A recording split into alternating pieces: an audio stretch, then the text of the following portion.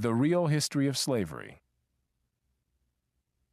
Slavery was an evil of greater scope and magnitude than most people imagine, and, as a result, its place in history is radically different from the way it is usually portrayed. Mention slavery, and immediately the image that arises is that of Africans and their descendants enslaved by Europeans and their descendants in the southern United States, or at most, Africans enslaved by Europeans in the Western Hemisphere. No other historic horror is so narrowly construed. No one thinks of war, famine, or decimating epidemics in such localized terms. These are afflictions that have been suffered by the entire human race all over the planet, and so was slavery. Had slavery been limited to one race in one country during 3 centuries, its tragedies would not have been 1/10 the magnitude that they were in fact. Why this provincial view of a worldwide evil? Often, it is those who are most critical of a Eurocentric view of the world who are most Eurocentric when it comes to the evils and failings of the human race. Why would anyone wish to arbitrarily understate an evil that plagued mankind for thousands of years, unless it was not this evil itself that was the real concern, but rather the present-day uses of that historic evil? Clearly, the ability to score ideological points against American society or Western civilization, or to induce guilt and thereby extract benefits from the white population today, are greatly enhanced by making enslavement appear to be a peculiarly American or a peculiarly white crime. This explanation is also consistent with the otherwise inexplicable contrast between the fiery rhetoric about past slavery in the United States, used by those who pass over in utter silence the traumas of slavery that still exist in Mauritania, the Sudan, and parts of Nigeria and Benin. Why so much more concern for dead people who are now beyond our help than for living human beings suffering the burdens and humiliations of slavery today?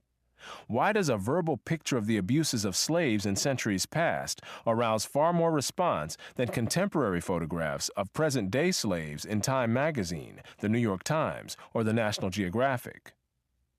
It takes no more research than a trip to almost any public library or college library to show the incredibly lopsided coverage of slavery in the United States or in the Western Hemisphere as compared to the meager writings on the even larger number of Africans enslaved in the Islamic countries of the Middle East and North Africa, not to mention the vast numbers of Europeans also enslaved in centuries past in the Islamic world and within Europe itself. At least 1 million Europeans were enslaved by North African pirates alone from 1500 to 1800. And some European slaves were still being sold on the auction block in Egypt, years after the Emancipation Proclamation freed blacks in the United States. Indeed, an Anglo-Egyptian treaty of August 4, 1877, prohibited the continued sale of white slaves after August 3, 1885, as well as prohibiting the import and export of Sudanese and Abyssinian slaves. During the Middle Ages, Slavs were so widely used as slaves in both Europe and the Islamic world that the very word slave derived from the word for Slav, not only in English, but also in other European languages, as well as in Arabic. Nor have Asians or Polynesians been exempt from either being enslaved or enslaving others. China, in centuries past, has been described as one of the largest and most comprehensive markets for the exchange of human beings in the world. Slavery was also common in India, where it has been estimated that there were more slaves than in the entire Western Hemisphere, and where the original thugs kidnapped children for the purpose of enslavement. In some of the cities of Southeast Asia, slaves were a majority of the population. Slavery was also an established institution in the Western Hemisphere before Columbus's ships ever appeared on the horizon. The Ottoman Empire regularly enslaved a percentage of the young boys from the Balkans, converted them to Islam, and assigned them to various duties in the civil or military establishment. Race and slavery. The instrumental use of the history of slavery today also underlies the claim that slavery grew out of racism. For most of its long history, which includes most of the history of the human race, slavery was largely not the enslavement of racially different people, for the simple reason that only in recent centuries has either the technology or the wealth existed to go to another continent to get slaves and transport them en masse across an ocean. People were enslaved because they were vulnerable, not because of how they looked. The peoples of the Balkans were enslaved by fellow Europeans, as well as by the peoples of the Middle East, for at least 6 centuries before the first African was brought to the Western Hemisphere.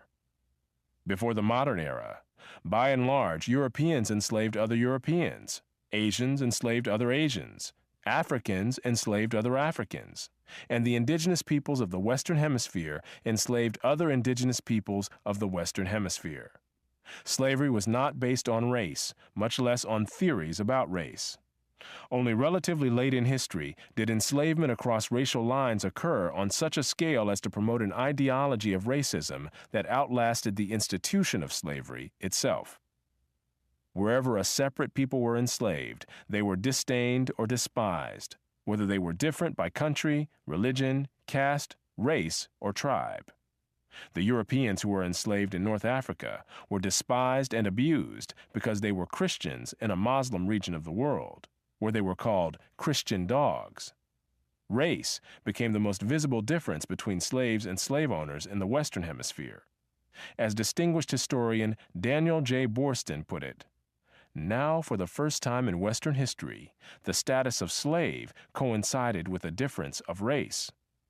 To make racism the driving force behind slavery is to make a historically recent factor the cause of an institution which originated thousands of years earlier. This enshrinement of racism as an overarching causal factor accords far more with current instrumental agendas than with history. The form in which the story of slavery has reached most people today has been along the lines of the best-selling book and widely watched television miniseries Roots by Alex Haley. Challenged on the historical accuracy of Roots, Haley said, "I tried to give my people a myth to live by." This instrumental use of history, or purported history, is open to the same objections as other instrumental myth-making.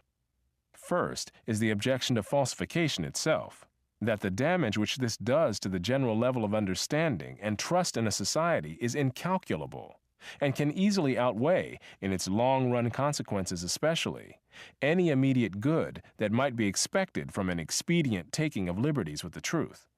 Second, even the short-run benefits are by no means clear. Has a sense of special grievance helped advance any people? Or has what happened in centuries past been a distraction and an incitement to counterproductive strife, much as territorial irredentism has been? Rather than debate current ideological agendas, we can try to determine what we can about the actual history of slavery, including how it ended. No institution of comparable age and worldwide scope has ever disappeared over almost the entire planet, leaving so little awareness of how and why it vanished, or so little interest in that question. Volumes continue to be published about the decline and fall of the Roman Empire, which, for all its greatness, did not encompass 1/10 as much of the world as the institution of slavery did. Archaeologists continue to excavate the ruins of ancient civilizations in Central America and the Middle East, while military historians pour through archives and examine ancient weapons to try to piece together the history of warfare. Yet remarkably little is written about one of the most momentous moral dramas in the history of the human species, the bitter worldwide struggle which lasted for more than a century to destroy the elaborate systems and institutions for the ownership and sale of human beings. While there is a sizable literature on the American Civil War, for all its staggering carnage and historic legacy within the United States, in an international perspective, it is only a small and highly atypical part of the story of the worldwide crusade against slavery. No other nation ended slavery in the same way as the United States did, and few ended it after so short a struggle, as history is measured. How and why did slavery end in most of the world? There were 2 major processes. Over the centuries, as more and more territories around the world consolidated into nation-states with their own armies and navies, raiding those territories to capture and enslave the people who lived within them became more hazardous in itself, and also risked military retaliation against the countries from which the raiders came. Thus, more and more peoples became off-limits to slave raiders over time. Put differently, the areas which remained subject to slave raiding over the centuries were primarily those where the people lived in smaller or weaker societies. Such societies continued to exist where it was difficult, for geographic or other reasons, to consolidate large areas under one government. This was true of the Balkans, the backwaters of Asia, and much of sub-Saharan Africa. By the early modern era, sub-Saharan Africa, with its numerous and severe geographic handicaps, was one of the last remaining areas from which vast numbers of people could be enslaved. Far from being targeted by Europeans for racial reasons, as some have claimed, Africa was resorted to as a source of large supplies of slaves only after centuries of Europeans enslaving other Europeans had been brought to an end by the consolidation of nations and empires on the European continent, by internal shifts from slavery to serfdom in much of Europe, and by the Catholic Church's pressures against enslaving fellow Christians, which was by no means the same as the Church's saying that slavery, as such, was wrong. Similar consolidations of political units in parts of Asia led to a decline of slavery in those realms. While Africa became the main source of new slaves in later centuries, existing slaves continued to include peoples of many races living in many places around the world. Ending the slavery of all these peoples was a very difficult process, and one requiring deliberate and sustained action for many generations. Ironically, the anti-slavery ideology behind this process began to develop in 18th century Britain, at a time when the British Empire led the world in slave trading, and when the economy of most of its overseas colonies in the Western Hemisphere depended on slaves. Here again, the baffling present-day disregard of an international saga of strife, full of individual dramas as well as historic consequences, seems explicable only in terms of today's ideological agendas. While slavery was common to all civilizations, as well as to peoples considered uncivilized, only one civilization developed a moral revulsion against it very late in its history: Western civilization. Today it seems so obvious that, as Abraham Lincoln said, if slavery is not wrong, nothing is wrong. But the hard fact is that for thousands of years, slavery was simply not an issue, even among the great religious thinkers or moral philosophers of civilizations around the world. We may wonder why it took 18 centuries after the Sermon on the Mount for Christians to develop an anti-slavery movement. But a more profound question is why not even the leading moralists in other civilizations rejected slavery at all. There is no evidence, according to a scholarly study, that slavery came under serious attack in any part of the world before the 18th century. That is when it first came under attack in Europe. Themselves the leading slave traders of the 18th century, Europeans nevertheless became, in the 19th century, the destroyers of slavery around the world, not just in European societies or European offshoot societies overseas, but in non-European societies as well, over the bitter opposition of Africans, Arabs, Asians, and others. Moreover, within Western civilization, the principal impetus for the abolition of slavery came first from very conservative religious activists, people who would today be called the religious right. Clearly, this story is not politically correct in today's terms. Hence, it is ignored, as if it never happened. Western and non-Western societies. Slavery did not die out quietly of its own accord. It went down fighting to the bitter end, and it lost only because Europeans had gunpowder weapons first. The advance of European imperialism around the world marked the retreat of the slave trade, and then of slavery itself.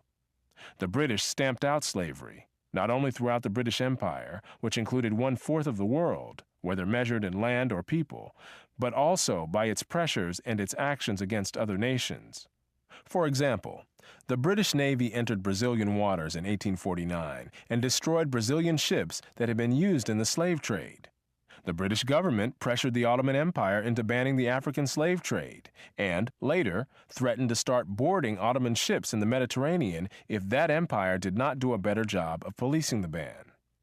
Still later, Americans stamped out slavery in the Philippines. The Dutch stamped it out in Indonesia, the Russians in Central Asia, the French in their West African and Caribbean colonies. Germans, in their East Africa colonies, often hanged slave traders on the spot when they caught them in the act. No non-Western nation or civilization shared this animosity towards slavery that began to develop in the Western world in the late 18th century, reached its peak in the 19th century, and continued to fuel the anti-slavery efforts that were still necessary in much of Africa and the Middle East on into the first half of the 20th century. This worldwide struggle went on for more than a century because the non-Western world in general resisted and evaded all efforts to get them to root out this institution that was an integral part of their economies and societies.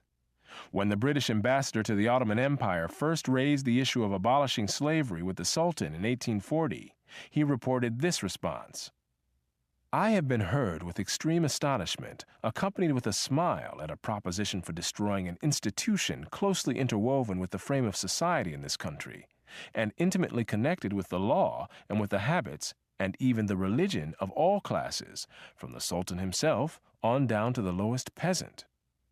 Similarly, the Maoris of New Zealand responded to comments on their enslavement of some fellow Polynesians on other islands by saying, "We took possession in accordance with our customs, and we caught all the people. Not one escaped. Some ran away from us. These we killed, and others we killed. But what of that? It was in accordance with our customs."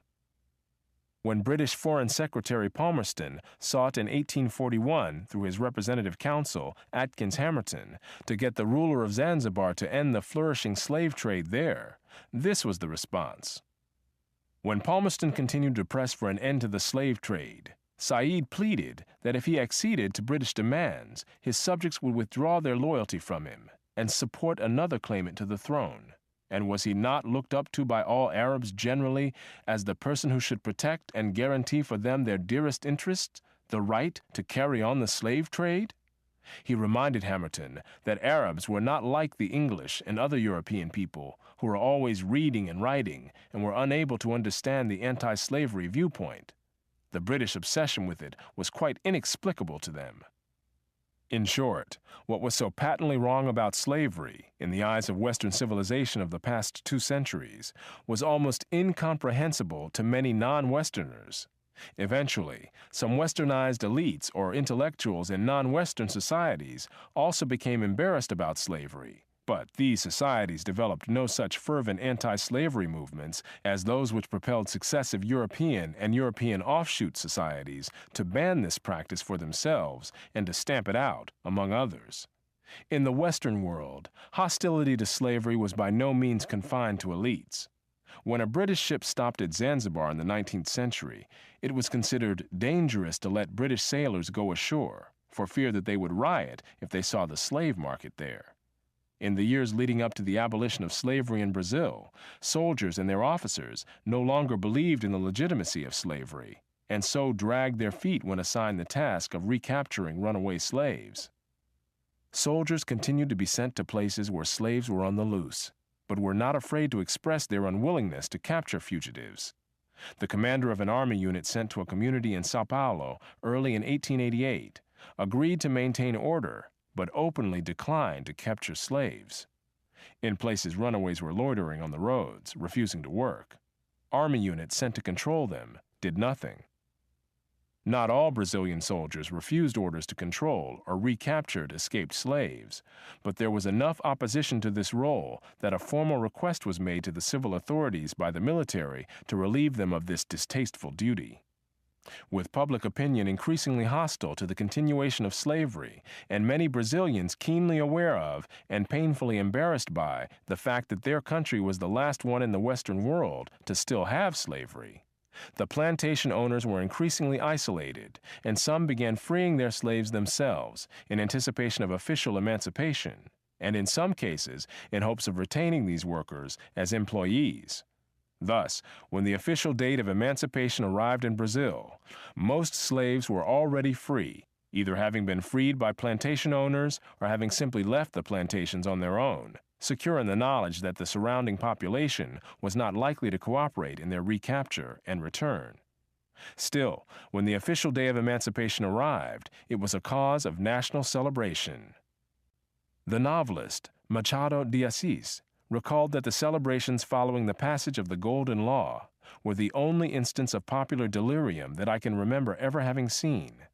One Sao Paulo newspaper described the crowds that gathered to celebrate. To try to describe the splendor of that festival of joy, to tell everything that happened, falls beyond our abilities. Never has this capital seen such multitudinous and unanimous enthusiasm. Perhaps at no other period of history was the contrast between the Western and the non-Western world greater. Here was the scene when the Ottoman Empire announced the end of the slave trade. In 1855, when the Sultan's firman was read out in Mecca and Jeddah, it caused a revolution. Turkish officials, including the Qadi who read the firman, were murdered, the garrison shut, and Mecca was in a state of revolt until the Porte repealed the obnoxious order.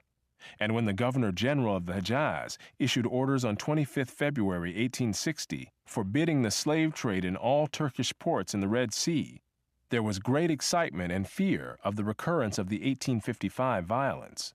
There was no Ottoman cruiser in the Red Sea capable of giving effect to this order, and Turkish officials were too frightened to enforce it.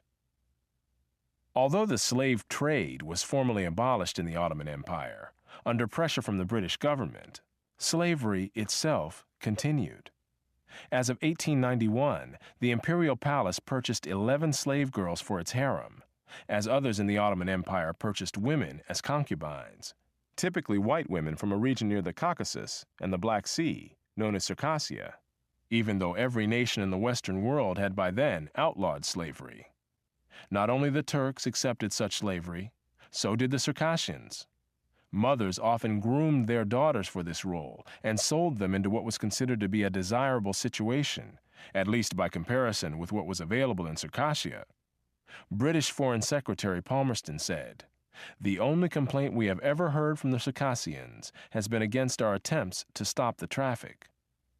Contrary to the myths to live by, created by Alex Haley and others, Africans were by no means the innocents portrayed in Roots, baffled as to why white men were coming in and taking their people away in chains. On the contrary, the region of West Africa from which Kunta Kinte supposedly came was one of the great slave-trading regions of the continent, before, during, and after the white man arrived. It was Africans who enslaved their fellow Africans, selling some of these slaves to Europeans or to Arabs and keeping others for themselves. Even at the peak of the Atlantic slave trade, Africans retained more slaves for themselves than they sent to the Western Hemisphere. This pattern was not confined to West Africa, from which most slaves were sent to the Western Hemisphere. In East Africa, the Maasai were feared slave raiders, and other African tribes, either alone or in conjunction with Arabs, enslaved their more vulnerable neighbors. As late as 1891, it was reported that Manyuema slavers had demoralized surrounding tribes, destroying crops, and famine reigned everywhere. Even in the early 20th century, Abyssinians were still raiding other Africans and carrying off slaves. It was 1922 before the British had gained sufficient control in Tanganyika to stamp out slavery there. Arabs were the leading slave raiders in East Africa, ranging over an area larger than all of Europe. The total number of slaves exported from East Africa during the 19th century has been estimated to be at least 2 million. Despite the impression created by Roots, during the era of the massive slave trade from West Africa, a white man was more likely to catch malaria in Africa than to catch slaves himself. The average life expectancy of a white man in the interior of sub-Saharan Africa at that time was less than 1 year. By and large, men from Europe or the Western Hemisphere came to the coasts of Africa, bought their slaves, and left as soon as possible. Even so, the death rates among the white crews of the ships carrying slaves to the Western Hemisphere were as high as the death rates among the slaves themselves. It was only much later, after quinine and other medical measures enabled Europeans to survive where there were tropical diseases, was it possible for them to invade Africa in force and establish empires there. But by then, the Atlantic slave trade had already been ended. During the era of that trade, Africa was largely ruled by Africans, who established the conditions under which slave sales took place. The crew of a slave ship was in no position to defy African rulers and their armies by going out across the land and capturing people willy-nilly. The stronger African peoples captured and enslaved the weaker peoples. The same pattern found over the centuries in Europe, Asia, the Western Hemisphere, and Polynesia. In Nyasaland, the Ngoni and Yao swaggered over and terrorized other tribes. In Uganda, the Baganda made life miserable for their neighbors. And the Nyoro and Hima of Anko enslaved Toro women and children. The Tutsi dominated the Hutu in Rwanda. The Maasai lorded it over the Kikuyu and Kamba, and the latter, in turn, held the Indorobo in a kind of serfdom. It was precisely the fact that Europeans, except for the Portuguese, seldom participated in the raids that captured and enslaved Africans that enabled most people in Europe and the Americas to remain oblivious to the traumatic experience that this was, with some Africans committing suicide to avoid capture and wives being whipped as they tried to cling to their husbands or children. Historian David Breon Davis pointed out that Europeans had little contact with the actual process of enslavement, and that, as late as 1721, the Royal African Company asked its agents to investigate the modes of enslavement in the interior. Europeans typically saw only the end results, enslaved people being offered for sale on the coast. It was much the same story in the Ottoman Empire, where those who bought slaves had no idea what these slaves had been through before. Slavery was destroyed within the United States at staggering costs in blood and treasure, but the struggle was over within a few ghastly years of warfare. Nevertheless, the Civil War was the bloodiest war ever fought in the Western Hemisphere, and more Americans were killed in that war than in any other war in the country's history. But this was a highly atypical, indeed unique, way to end slavery. In most of the rest of the world, unremitting efforts to destroy the institution of slavery went on for more than a century, on 1,000 shifting fronts, and in the face of determined and ingenious efforts to continue the trade in human beings. Within the British Empire, the abolition of slavery was accompanied by the payment of compensation to slave owners for what was legally the confiscation of their property. This cost the British government £20 million, a huge sum in the 19th century, about 5% of the nation's annual output. A similar plan to have the federal government of the United States buy up the slaves and then set them free was proposed in Congress, but was never implemented. The costs of emancipating the millions of slaves in the United States would have been more than half the annual national output, but still less than the economic costs of the Civil War, quite aside from the cost in blood and lives, and a legacy of lasting bitterness in the South, growing out of its defeat and the widespread destruction it suffered during that conflict. While the British could simply abolish slavery in their Western Hemisphere colonies, they faced a more daunting and longer-lasting task of patrolling the Atlantic off the coast of Africa, in order to prevent slave ships of various nationalities from continuing to supply slaves illegally. Even during the Napoleonic Wars, Britain continued to keep some of its warships on patrol off West Africa.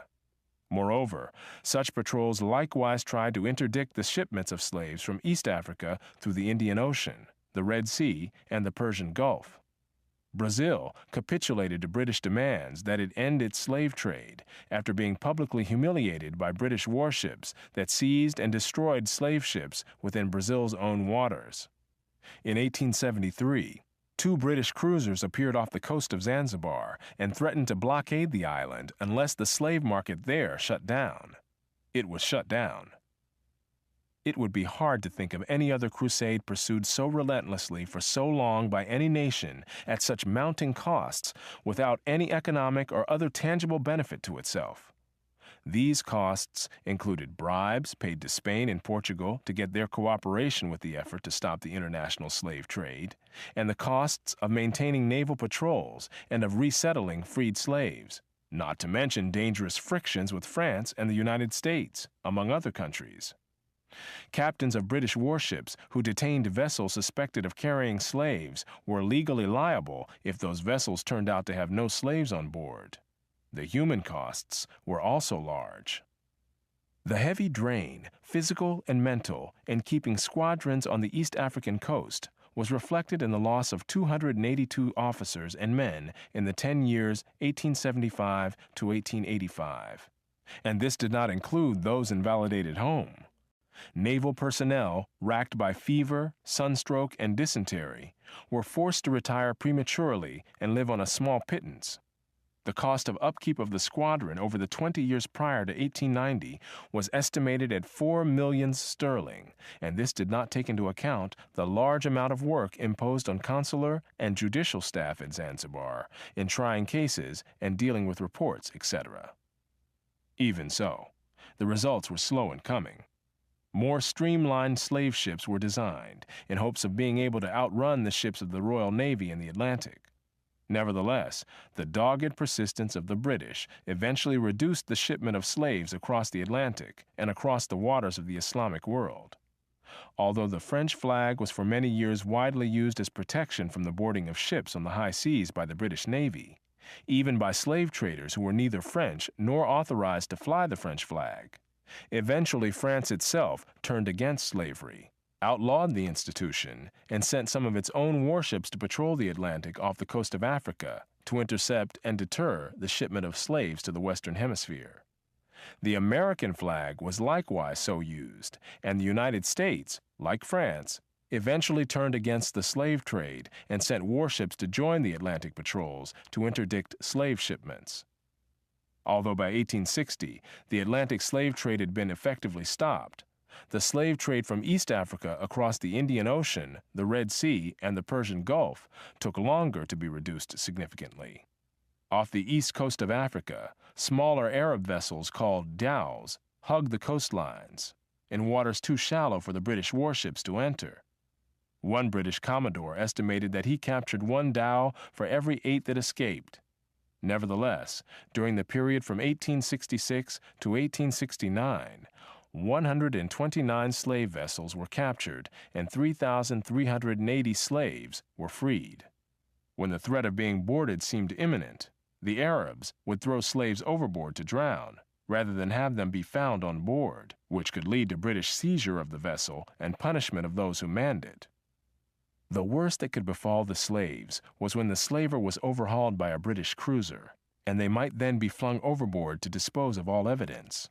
Devereux mentions a case where the Arabs, when pursued by an English cruiser, cut the throats of 24 slaves and threw them overboard. Colomb also states that Arabs would not hesitate to knock slaves on the head and throw them overboard to avoid capture. Because there were only a few naval ships available to cover a vast expanse of water in this region, British warships would often launch smaller boats to engage the Arab slave dhows. In these cases, as one study put it, the slave traffickers frequently did not hesitate to attack boat crews in defense of their profits. Battles between the Arabs' vessels and the smaller British craft were especially likely when the larger ships that launched them were too far away to reach the scene in time to join the battle. In other cases, the Arabs fled even from the smaller British vessels. An episode in 1866 was typical. On 26 April 1866, the Penguin set out after a dhow and fired several shots in an effort to make the crew come to. When the dhow failed to lower its sail, Gartorth felt certain that she was a slaver and ceased firing for the sake of the slaves on board. However, he managed to close with the dhow, which then made for the rocks through a heavy surf. By the time the ship's boats could be lowered to follow, the Arab crew had fled, but the pounding surf made any attempt by the slavers to salvage the human cargo too dangerous. To their horror, the boat crew found that they too could not reach the dhow, which was rapidly filling with water, drowning the slaves.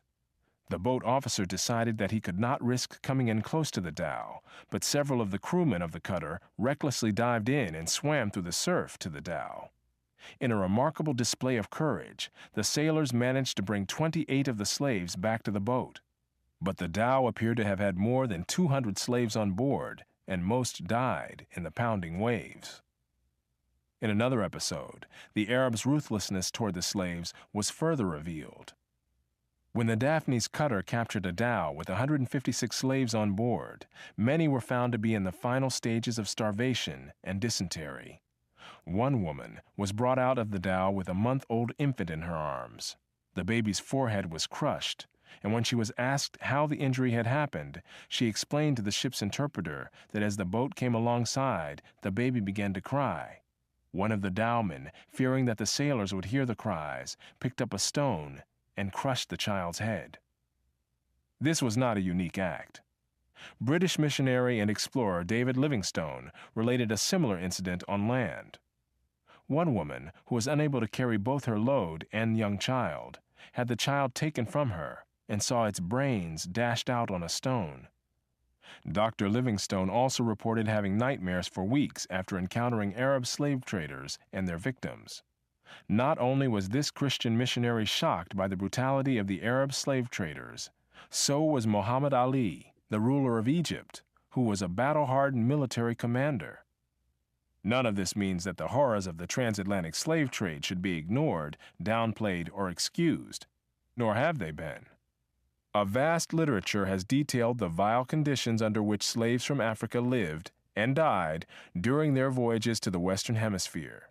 But the much less publicized slave trade to the Islamic countries had even higher mortality rates en route, as well as involving larger numbers of people over the centuries, even though the Atlantic slave trade had higher peaks while it lasted.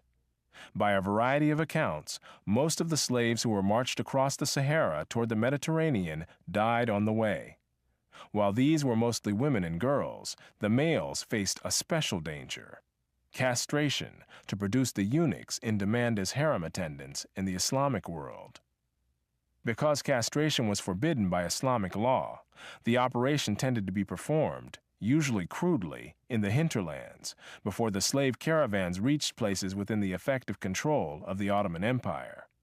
The great majority of those operated on died as a result, but the price of eunuchs was so much higher than the price of other slaves that the practice was still profitable on net balance.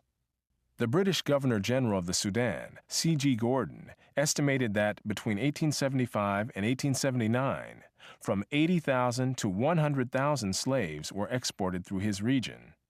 General Gordon imposed the death penalty on those convicted of castrating slave men to market them as eunuchs. His attempt to stamp out slave trading in the Sudan cost him his own life as an opposing army, raised and led by Muhammad Mahad, defeated his troops at Khartoum in 1885 and killed Gordon, after which the slave trade flourished again.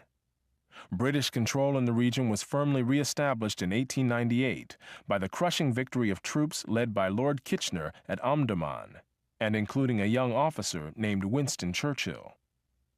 On the issue of slavery, it was essentially Western civilization against the world. At the time, Western civilization had the power to prevail against all other civilizations. That is how and why slavery was destroyed as an institution in almost the whole world. But it did not happen all at once or even within a few decades. When the British finally stamped out slavery in Tanganyika in 1922, it was more than half a century after the Emancipation Proclamation in the United States, and vestiges of slavery still survived in parts of Africa into the 21st century. The unique position of the Western world in the history, and especially the destruction of slavery, need not imply that there was unanimity within the West on this institution. In addition to whites who defended the enslavement of Africans on racial grounds, or who opposed general emancipation on social grounds, there were many whites, and even blacks, who defended slavery as a matter of self-interest as slave owners. Although most black owners of slaves in the United States were only nominal owners of members of their own families, there were thousands of other blacks in the antebellum South who were commercial slave owners, just like their white counterparts. An estimated 1/3 of the free persons of color in New Orleans were slave owners, and thousands of these slave owners volunteered to fight for the Confederacy during the Civil War. Black slave owners were even more common in the Caribbean.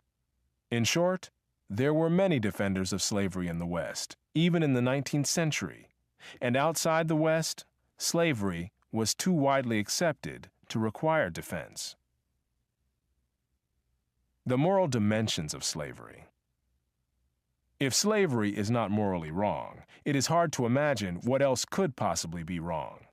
Yet when Lincoln expressed this view, which was gaining currency in his time, it was a belief less than a century old in the West and still virtually non-existent outside the West. In ancient times, Aristotle had attempted to justify slavery, but many other Western and non-Western philosophers alike took it so much for granted that they felt no need to explain or justify it at all. Some Muslims regarded attempts to abolish slavery as impious, since the Quran itself accepted slavery as an institution while trying to ameliorate the lot of the slave. Only in the American South did a large apologetic literature develop, seeking to justify slavery, because only there was slavery under such large-scale and sustained attacks on moral grounds as to require a response. While slavery was referred to in antebellum America as a peculiar institution, in an international perspective and in the long view of history, it was not this institution that was peculiar, but the principles of American freedom, with which slavery was in such obvious and irreconcilable conflict. If all men were created equal, as the Declaration of Independence proclaimed, then the only way to justify slavery was by depicting those enslaved as not fully men. A particularly virulent form of racism thus arose from a particularly desperate need to defend slavery against telling attacks that invoked the fundamental principles of the American Republic. Nowhere else in the world was slavery in such dire straits ideologically, and nowhere else did racism reach such heights, or depths, in defense of the institution.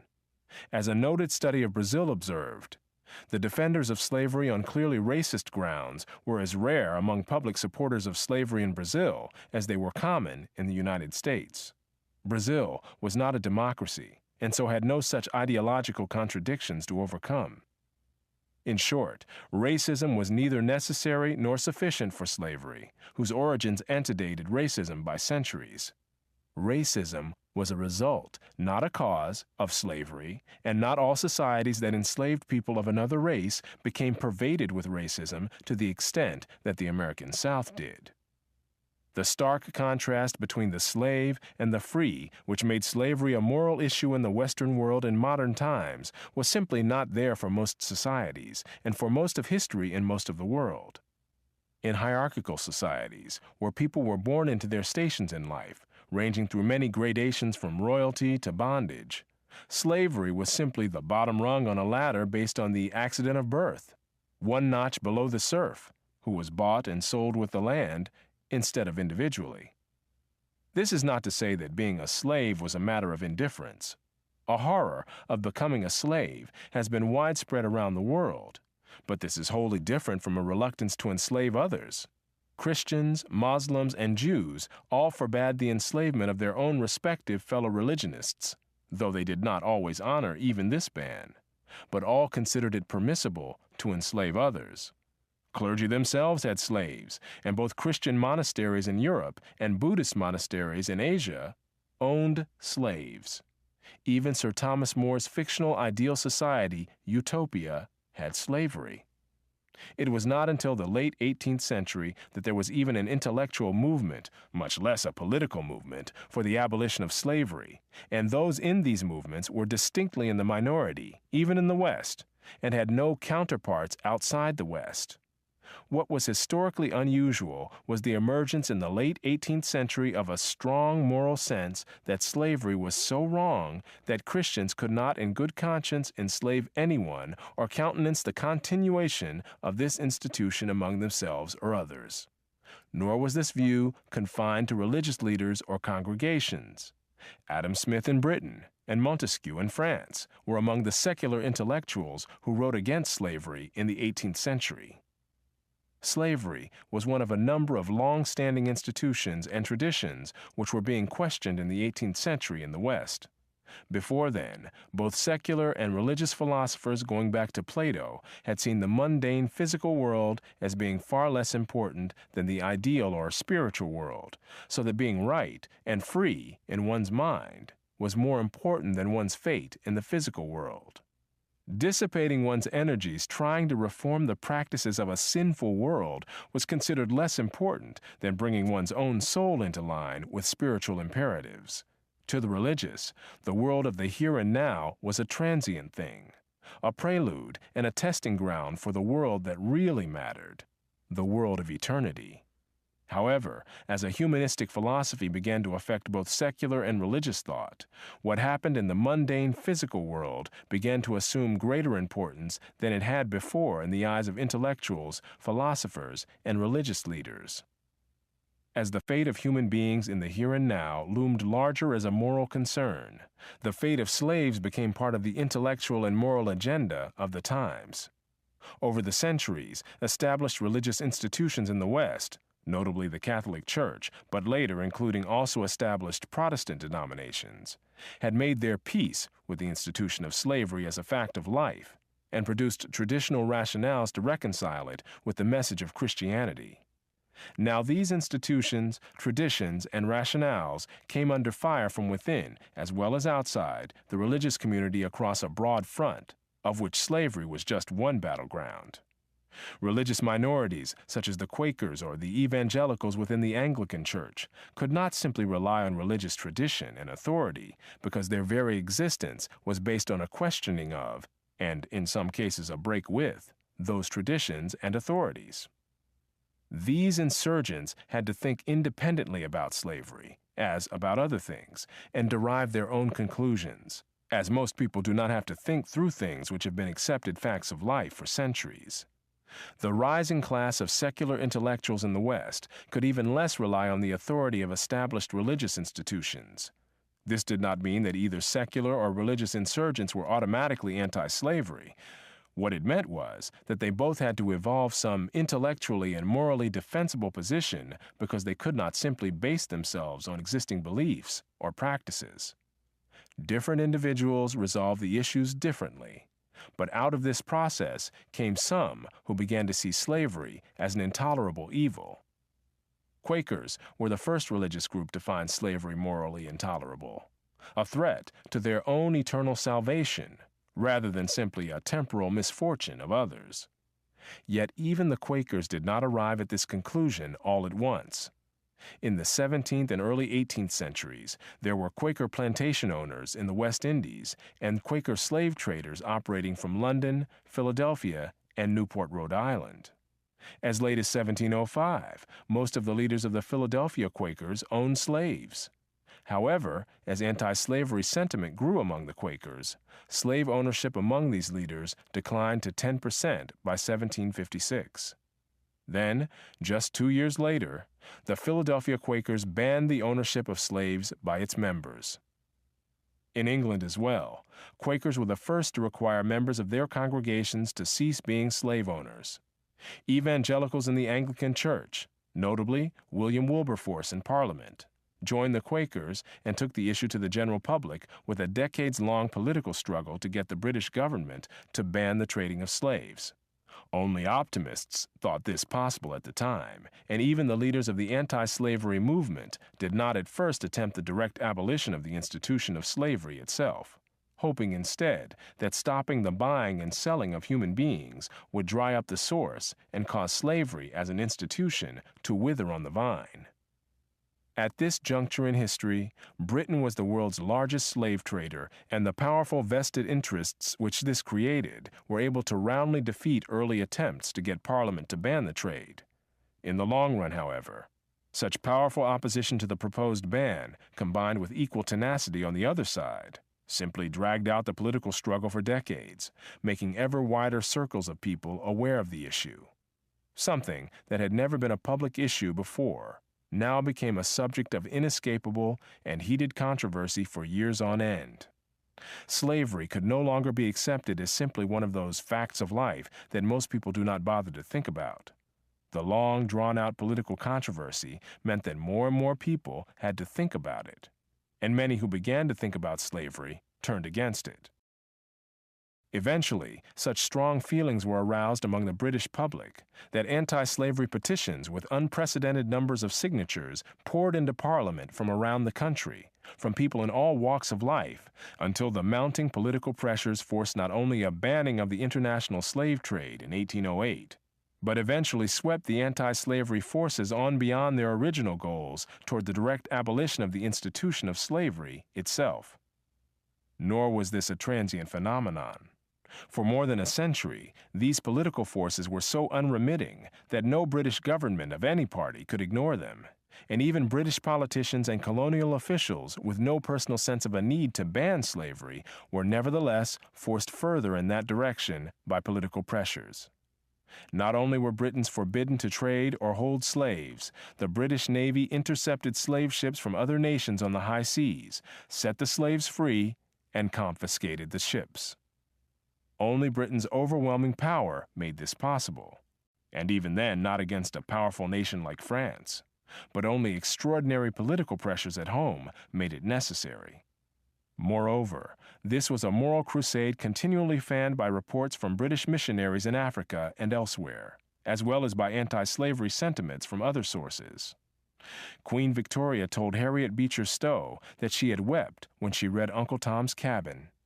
Yet one of the signs of our own times is that intellectuals have made desperate but futile efforts to depict the worldwide British anti-slavery crusade as somehow motivated by economic self-interest, rather than by the kinds of moral imperatives activating the kinds of people that today's intellectuals find hard to understand. At the time, however, John Stuart Mill said that the British, for the last half-century, have spent annual sums equal to the revenue of a small kingdom in blockading the Africa coast, for a cause in which we not only had no interest, but which was contrary to our own pecuniary interest. While Britain spearheaded the anti-slavery movement in the world, the 19th century saw anti-slavery feelings spread until they became common throughout Western civilization, and only in Western civilization. By 1888, every country in the Western Hemisphere had abolished slavery, as had all European and European offshoot nations around the world. Yet attempts to abolish slavery in the non-Western world provoked armed uprisings within the Ottoman Empire. And elsewhere, peoples unable to directly mount challenges on the battlefield nevertheless engaged in massive evasions and concealments of their continued trade in human beings. After the open slave market in Istanbul was shut down, slaves continued to be smuggled in, often at night and in small groups, from the Caucasus and from around the Black Sea, among other places.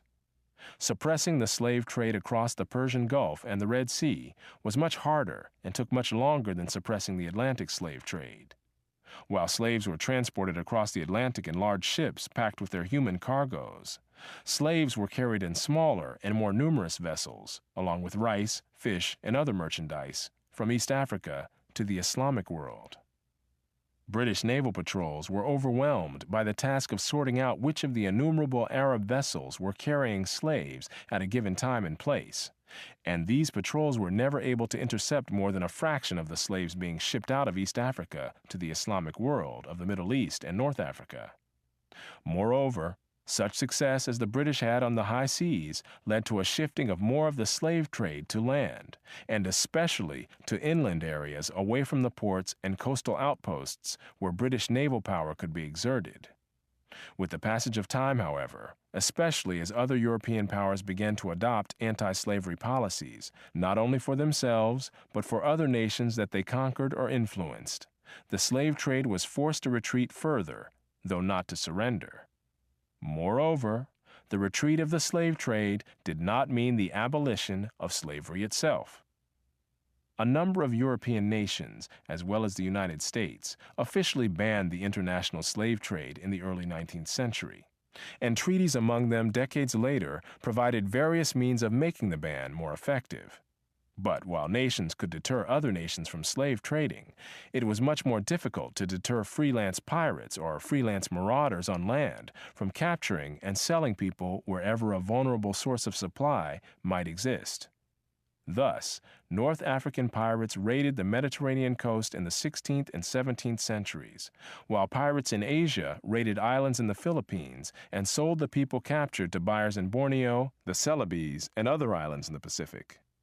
The Spanish colonial authorities who controlled the Philippines organized resistance against these pirates, but it was not until the United States took over the Philippines in 1898 that slave raiding was stopped.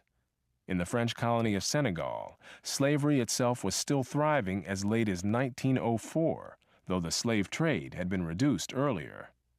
The Portuguese did not put an end to the slave trade in their colony in Guinea until just before the First World War.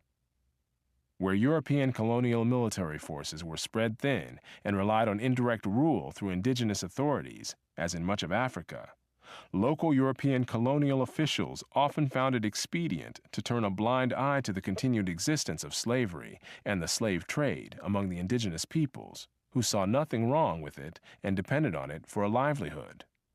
However, this simply provided more fuel for exposés by European missionaries and journalists, leading eventually to still more pressure from the home governments to stamp out slavery. As one British historian put it, public opinion would not tolerate even vestigial slave trading in an area controlled by Britain. One sign of the difference between the history of slavery in Western and non-Western societies is the very different language used to describe the very different processes by which slavery was ended in these societies. For the European offshoot societies of the Western Hemisphere, the term was the abolition of slavery, while for Africa and the Middle East, the term was the decline of slavery, a much more uneven and protracted process in which local peoples continued the practice whenever and wherever they could escape the scrutiny or the power of European imperial authorities. In Asia as well, slavery continued to exist in backwaters and hinterlands on into the early 20th century. Writing in the last decade of the 20th century, a scholar observed, "Slavery in Southeast Asia is not a remote historical phenomenon. Laws certainly have prohibited private ownership of persons for a century or more.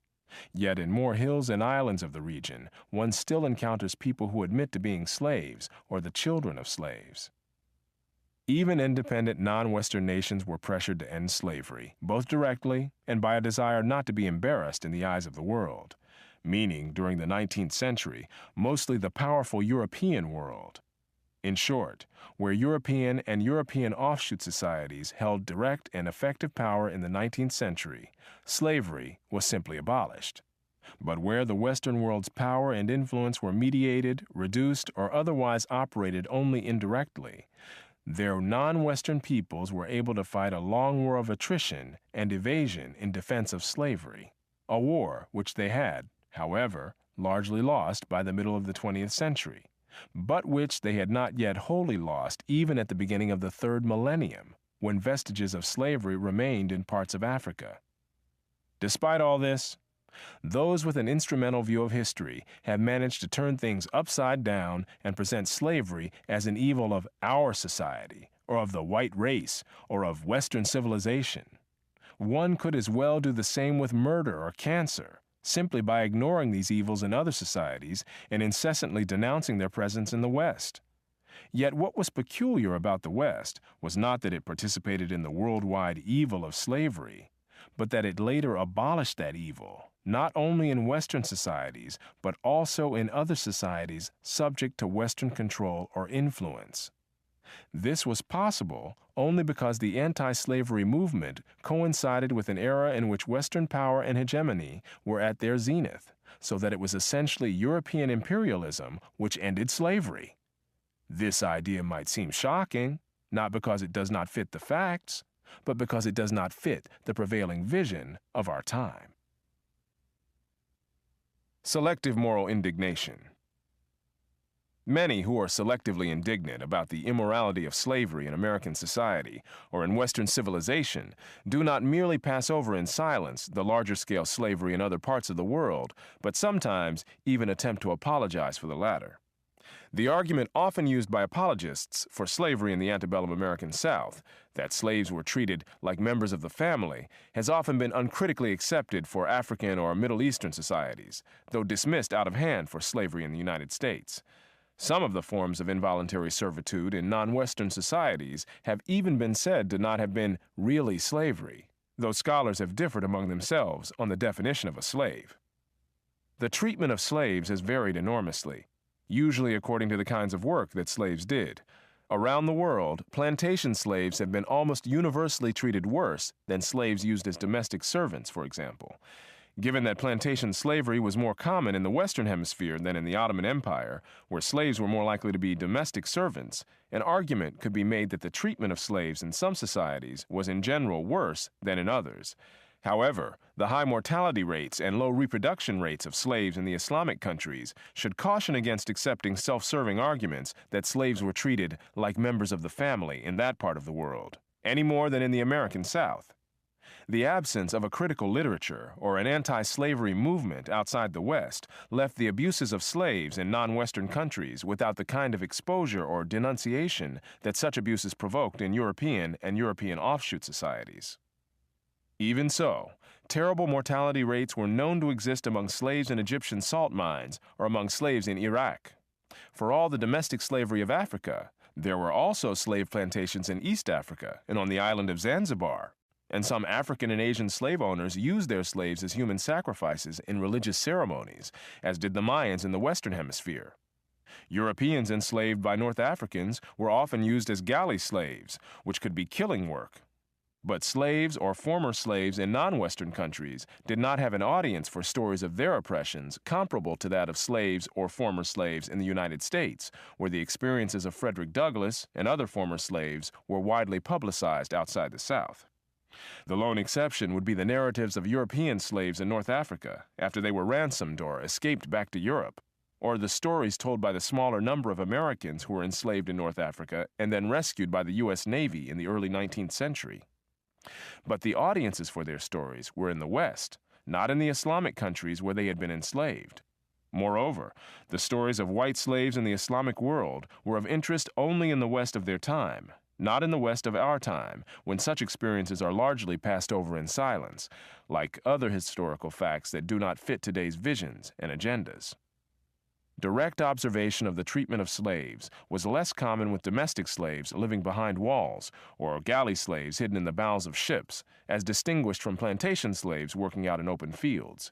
However, what was directly observable in the Islamic world were the slave caravans which marched vast numbers of human beings from their homes, where they had been captured, to the places where they would be sold, hundreds of miles away, often after spending months crossing the burning sands of the Sahara. The death toll on these marches exceeded even the horrific toll on packed slave ships crossing the Atlantic. Slaves who could not keep up with the caravans were abandoned in the desert and left to die a lingering death from heat, thirst, and hunger. Thousands of human skeletons were strewn along one Saharan slave route alone, mostly the skeletons of young women and girls, who were more in demand than men in much of the Islamic world. These skeletons tended to cluster in the vicinity of wells, suggesting their last desperate efforts to reach water. A letter from an Ottoman official in 1849 referred to 1,600 black slaves dying of thirst on their way to Libya. It has been estimated that, for every slave to reach Cairo alive, several died on the way. Whether or not the survivors were later treated better or worse than slaves in the Western Hemisphere after reaching their final destinations is by no means the whole story.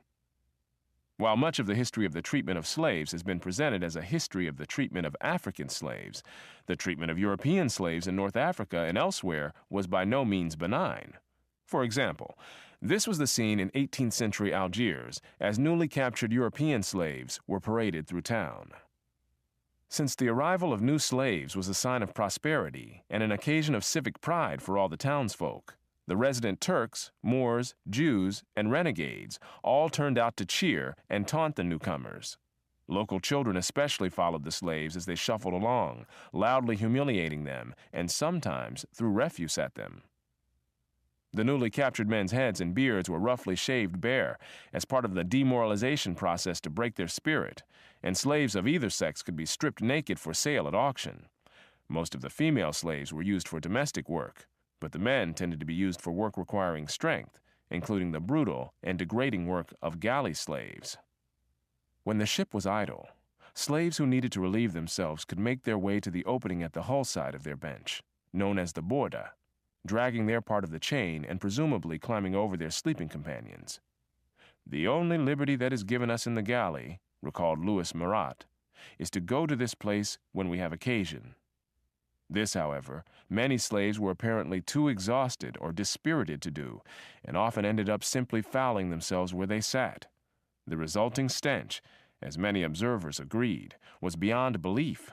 But besides the fumes in which they labored, the shackled Gaiati were also tormented by rats, fleas, bedbugs, and other parasites.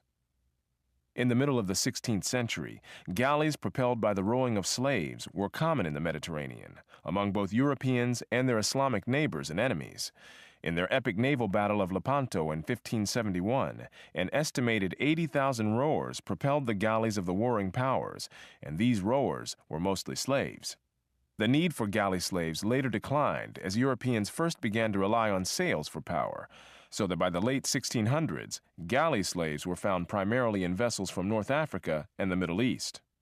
Later, as sails became more common on Mediterranean vessels from the Islamic countries as well, the hideous work of galley slaves also declined. While North African pirates enslaved Europeans primarily from the countries around the Mediterranean, they occasionally ranged much farther afield. Some of these pirates sailed into the English Channel and even into the Thames estuary. A 17th century British parliamentary report said, "The fishermen are afraid to put to sea, and we are forced to keep continual watch on all our coasts." Nevertheless, Algerians were estimated to have captured more than 350 British ships between 1672 and 1682, which would mean that they enslaved a few hundred Britons annually. Earlier, in 1627, these pirates ranged even farther afield and raided Iceland, carrying off nearly 400 people into bondage. As late as the early 19th century, Barbary pirates captured American ships in the high seas and enslaved their crews. The phrase, "to the shores of Tripoli," is in the U.S. Marine Corps hymn because Marines were part of a naval expedition sent to rescue hundreds of Americans from bondage in North Africa and serve as a warning against further pirate attacks on American ships. Not all the captured Europeans became slaves. Some were ransomed, as were Americans. After a successful raid on a European coast, the pirates sometimes sailed out of sight and then returned a day or two later under a white flag to offer to sell some of their captives back to their families. This was especially effective when the captives were children or youths who might be brought before their parents in the custody of a fearsome and leering Moor to leave no doubt what awaited them in slavery, perhaps even before they arrived in Barbary. The story of how human beings treat other human beings when they have unbridled power over them is seldom a pretty story or even a decent story, regardless of the color of the people involved. When the roles were reversed, Africans did not treat Europeans any better than Europeans treated Africans. Neither can be exempted from moral condemnation applied to the other. Anachronistic morality. Moral principles may be timeless, but moral choices can be made only among the options actually available at particular times and places. By the time the existence of slavery became an issue in the Western world of the late 18th century, the question was no longer whether such an institution should have been created in the first place, but what to do, now that both the institution and millions of people brought from Africa by that institution were already inside Western societies, such as the newly created United States. It was possible to abolish the institution, but it was not possible to abolish the people. That simple, inescapable fact underlay the tangled and tortuous history of the issue of slavery in 19th century America, where circumstances made the moral issue more acute than in most other Western nations, while it was no moral issue at all outside the West. Deep-rooted prejudices entertained by the whites, Thomas Jefferson said, and 10,000 recollections by the blacks of the injuries they have sustained, made the peaceful coexistence of these two large populations in the South unlikely in his judgment. More likely, he thought, were convulsions which will probably never end, but in the extermination of one or the other race. James Madison likewise referred to the repugnance of the whites to blacks, which he saw as founded on prejudices, themselves founded on physical distinctions, which are not likely soon, if ever, to be eradicated. Therefore, like many other opponents of slavery in their day, Jefferson and Madison saw emancipation as something that needed to be combined with expatriation in order to solve the problem of slavery without creating a bigger problem of a race war.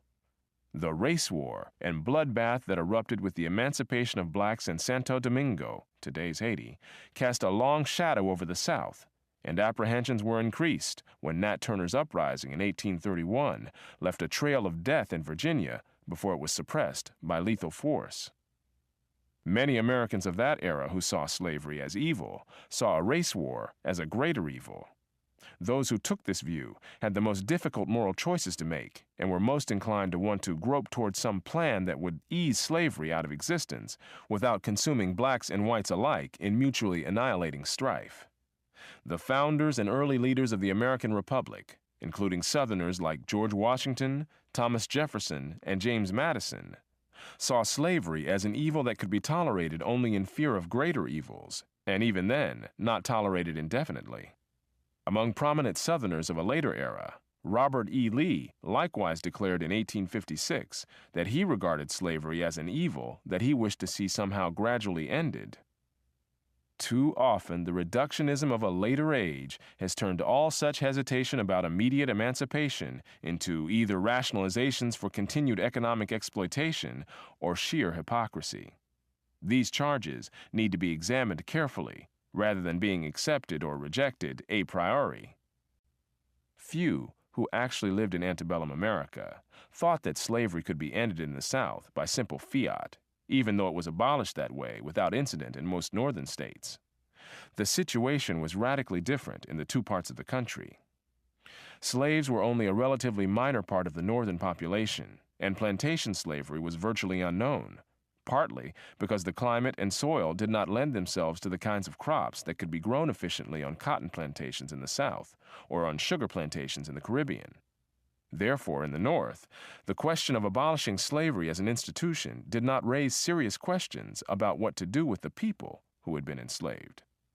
Some affluent whites in the North lost their black household servants, or rehired them as employees, or sold them to the South, where slavery was still prevalent. But the relatively small numbers of people involved meant that it was not a major problem for the North in any case.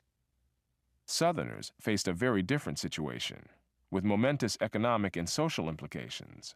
Blacks were a much higher percentage of the total Southern population than in the Northern states, and in some places were an absolute majority.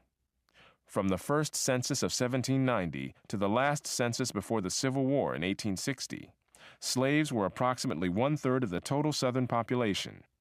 As of 1860, slaves were more than 40% of the population of Alabama, Florida, Georgia, and Louisiana, and more than half the population of Mississippi and South Carolina, freeing in their midst millions of people of an alien race and unknown disposition, and with no history in either Africa or America that would prepare them to be citizens of a society such as the United States, was not an experiment that many were willing to risk in these states, not when it could mean risking their lives. Only those on opposite ends of a spectrum of opinion found the issue of slavery easy, those like Senator John C. Calhoun of South Carolina, who wished to keep blacks enslaved indefinitely, and those like Massachusetts' William Lloyd Garrison, who advocated immediate emancipation of blacks with the full rights of citizenship. Ironically, both men reasoned on the basis of abstract principles, legalistic principles in the case of Calhoun, and moralistic principles in the case of Garrison. In both cases, the relentless march of their syllogisms left the painful human realities and dilemmas fading into the dim background. For the majority of Americans in between, neither option was acceptable, nor was any other option able to command a general consensus. The kind of strange cross-currents this situation generated were perhaps epitomized by the career of Congressman John Randolph of Virginia, a prominent and bitter opponent of the abolitionists, who nevertheless hated slavery. Slavery was to him a cancer, but one which must not be tampered with by quacks who never saw the disease or the patient, for this could end in the race war that he too feared, threatening the life's blood of the little ones which are lying in their cradles in happy ignorance of what is passing around them, and not the white ones only, for shall not we too kill? Fears of a race war were not confined to Southerners, however, or even to Americans.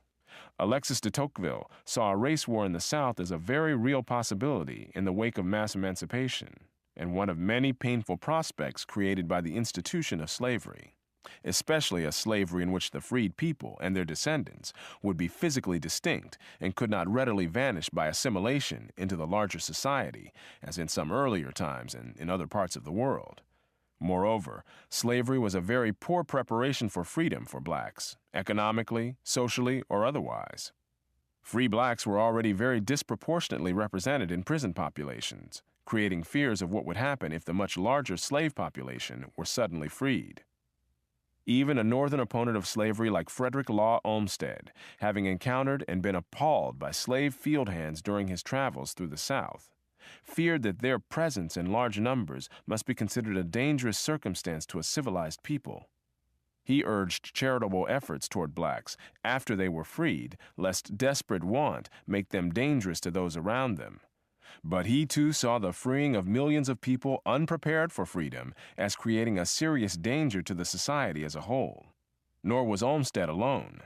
Abolitionists were hated in the North as well as the South. William Lloyd Garrison narrowly escaped being lynched by a mob in Boston, even though there were no slaveholders in Massachusetts. And another abolitionist leader was killed by a mob in Illinois.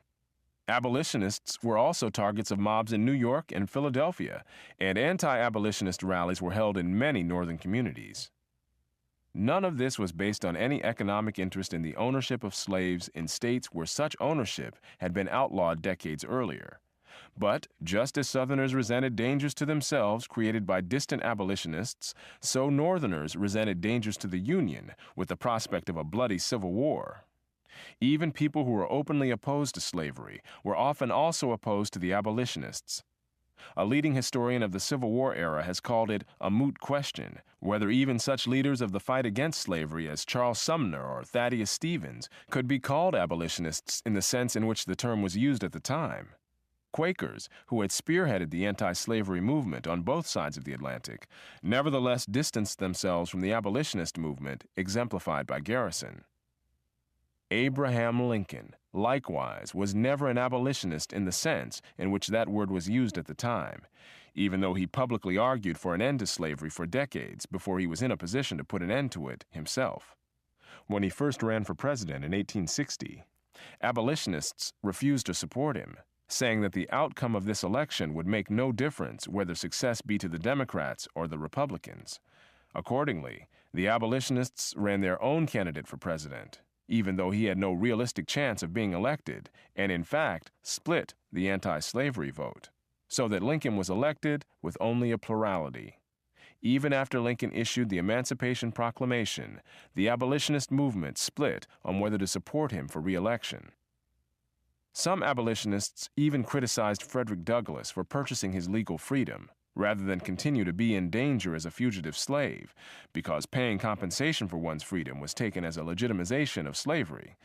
It was the abolitionists' doctrinaire stances and heedless disregard of consequences, both of their policy and their rhetoric, which marginalized them, even in the North, and even among those who were seeking to find ways to phase out the institution of slavery, so as to free those being held in bondage without unleashing a war between the states or a war between the races. Garrison could say the question of expedience has nothing to do with that of right, which is true in the abstract but irrelevant in a world where consequences matter. Too often, the abolitionists were intolerant of those seeking the same goal of ending slavery when those others, including Lincoln, proceeded in ways that took account of the inescapable constraints of the times, instead of being oblivious to context and constraints. While the dilemmas created by slavery were particularly acute in the United States, similar considerations applied in some other Western societies. In 18th century Britain, Edmund Burke recognized the very same dilemmas for British colonies, such as those in the West Indies, and sought to devise ways around them. An opponent of the slave trade long before Parliament had been brought to that point by popular pressures, Burke put the problem, as he put so many other problems, in the context of the inherent constraints of circumstances. While seeing slavery as an incurable evil, Burke was concerned with what would happen to the slaves themselves after they were freed, as well as the implications of their freedom for the society around them. The minds of men being crippled by slavery, Burke said, we must precede the donation of freedom by developing in the enslaved people the capacity to function as responsible members of a free society. Therefore, he proposed the civilization and gradual manumission of Negroes in the two hemispheres. Later, he proposed to give property to the Negroes when they should become free. But nowhere did Burke view this as an abstract question without considering the social context and the consequences and dangers of that context. He rejected the idea that one could simply free the slaves by fiat as a matter of abstract principle, since he abhorred abstract principles on political issues in general, Thomas Jefferson likewise regarded emancipation, all by itself, as being more like abandonment than liberation for people whose habits have been formed in slavery. When Edmund Burke set forth his particular proposal to a colleague, he warned, "Its whole value, if it has any, is the coherence and mutual dependency of parts in the scheme. Separately, they can be of little or no use." Burke's approach to slavery, as to other issues, was in terms of the actual context and the constraints implied by that context, not abstract principles. As he said on another issue, "I do not enter into these metaphysical distinctions. I hate the very sound of them." In America, John Randolph of Roanoke took a similar position. "I am not going to discuss the abstract question of liberty or slavery or any other abstract question." Today, slavery is too often discussed as an abstract question with an easy answer, leading to sweeping condemnations of those who did not reach that easy answer in their own time. In 19th century America, especially, there was no alternative that was not traumatic, including both the continuation of slavery and the ending of it in the manner in which it was in fact ended by the Civil War, at a cost of one life for every 6 slaves freed. Many problems can be made simple, but only by leaving out the complications which those in the midst of these problems cannot so easily escape with a turn of a phrase as those who look back on them in later centuries can. Even at the individual level, it was not always legally possible for a slave owner to simply set a slave free, for authorities had to approve in many states. When a motion was introduced into the Virginia House of Burgesses in 1769 to allow slave owners to free their slaves unilaterally, a motion seconded by Thomas Jefferson, there was anger at such a suggestion, and the motion was roundly defeated. An unlimited power to release slaves into the larger society was considered too dangerous to leave in private hands. Many who have dismissed the anti-slavery words of the founders of the American Republic as just rhetoric have not bothered to check the facts of history. Washington, Jefferson, and other founders did not just talk, they acted. Even when they acted within the political and legal constraints of their times, they acted repeatedly, sometimes winning and sometimes losing. One of the early battles that was lost was Jefferson's first draft of the Declaration of Independence, which criticized King George III for having enslaved Africans and for overriding colonial Virginia's attempt to ban slavery. The Continental Congress removed that phrase under pressure from representatives from the South. When Jefferson drafted a state constitution for Virginia in 1776, his draft included a clause prohibiting any more importation of slaves, and, in 1783, Jefferson included in a new draft of a Virginia Constitution a proposal for gradual emancipation of slaves. He was defeated in both these efforts. On the national scene, Jefferson returned to the battle once again in 1784, proposing a law declaring slavery illegal in all western territories of the country as it existed at that time. Such a ban would have kept slavery out of Alabama and Mississippi. The bill lost by 1 vote, that of a legislator too sick to come and vote. Afterwards, Jefferson said that the fate of millions unborn was hanging on the tongue of one man, and heaven was silent in that awful moment. 3 years later, however, Congress compromised by passing the Northwest Ordinance, making slavery illegal in the upper western territories, while allowing it in the lower western territories. Congress was later authorized to ban the African slave trade, and Jefferson, now president, urged that they use that authority to stop Americans from all further participation in those violations of human rights which has been so long continued on the unoffending inhabitants of Africa. Congress followed his urging. As a historian summarized the actions of these early leaders, "If the Founding Fathers had done none of this, if slavery had continued in the North and expanded into the Northwest, if millions of Africans had been imported to strengthen slavery in the Deep South, to consolidate it in New York and Illinois, to spread it to Kansas, and to keep it in the border South, if no free black population had developed in Delaware and Maryland, if no apology for slavery had left Southerners on shaky moral grounds, if, in short, Jefferson and his contemporaries had lifted nary a finger, everything would have been different." In short, the ideology of the American Revolution was not just words. Those ideas were not wholly without effect, even in the South. During the years immediately following creation of the United States, for a number of southern states eased legal restrictions on private manumissions during that era, and many blacks were freed voluntarily. As a leading historian of slavery in the United States noted, manumissions were in fact so common in the deeds and wills of the men of '76 that the number of colored freemen in the South exceeded 35,000 in 1790 and was nearly doubled in each of the next 2 decades. Despite growing apprehensions in the South following the bloodbaths in Santo Domingo, even as late as 1832, the Virginia legislature considered a bill to abolish slavery, though it was defeated by a vote of just 73 to 58. Nevertheless, resistance to general emancipation was far stronger in the South than in the North. Moreover, that resistance grew more intransigent after the Nat Turner Rebellion in 1831 and the rise of militant abolitionism in the North, exemplified by the founding of William Lloyd Garrison's fiery newspaper, The Liberator, that same year. Even the right of private manumission began to be severely restricted after the rise of the Northern abolitionist movement. The free black population, which had been growing faster than the slave population in the decades of large-scale private manumissions immediately following the American Revolution, now grew much more slowly than the slave population in the decades leading up to the Civil War. Southerners with a variety of views on the slavery issue were bitter against Northern abolitionists, who were seen as imposing dangers on the South that the distant abolitionists themselves would never have to face.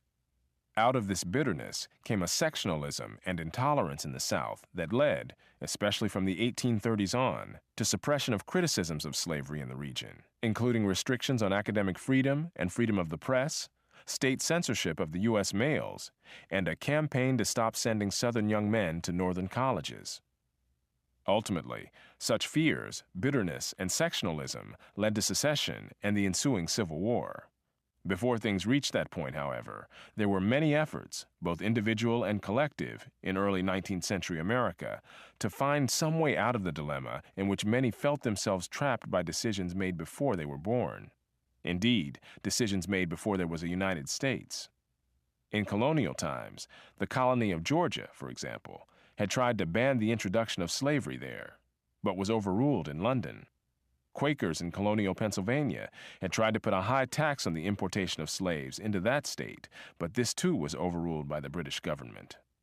The fact that 19th century public opinion in both Britain and America was very different from what it had been 2 centuries earlier did not mean that either country could simply wipe the slate clean and escape the consequences of what had already been done in earlier times.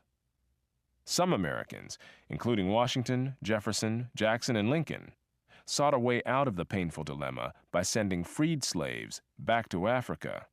However, by the time this idea became widespread, most of the slaves in the United States had never seen Africa, and neither had their grandparents.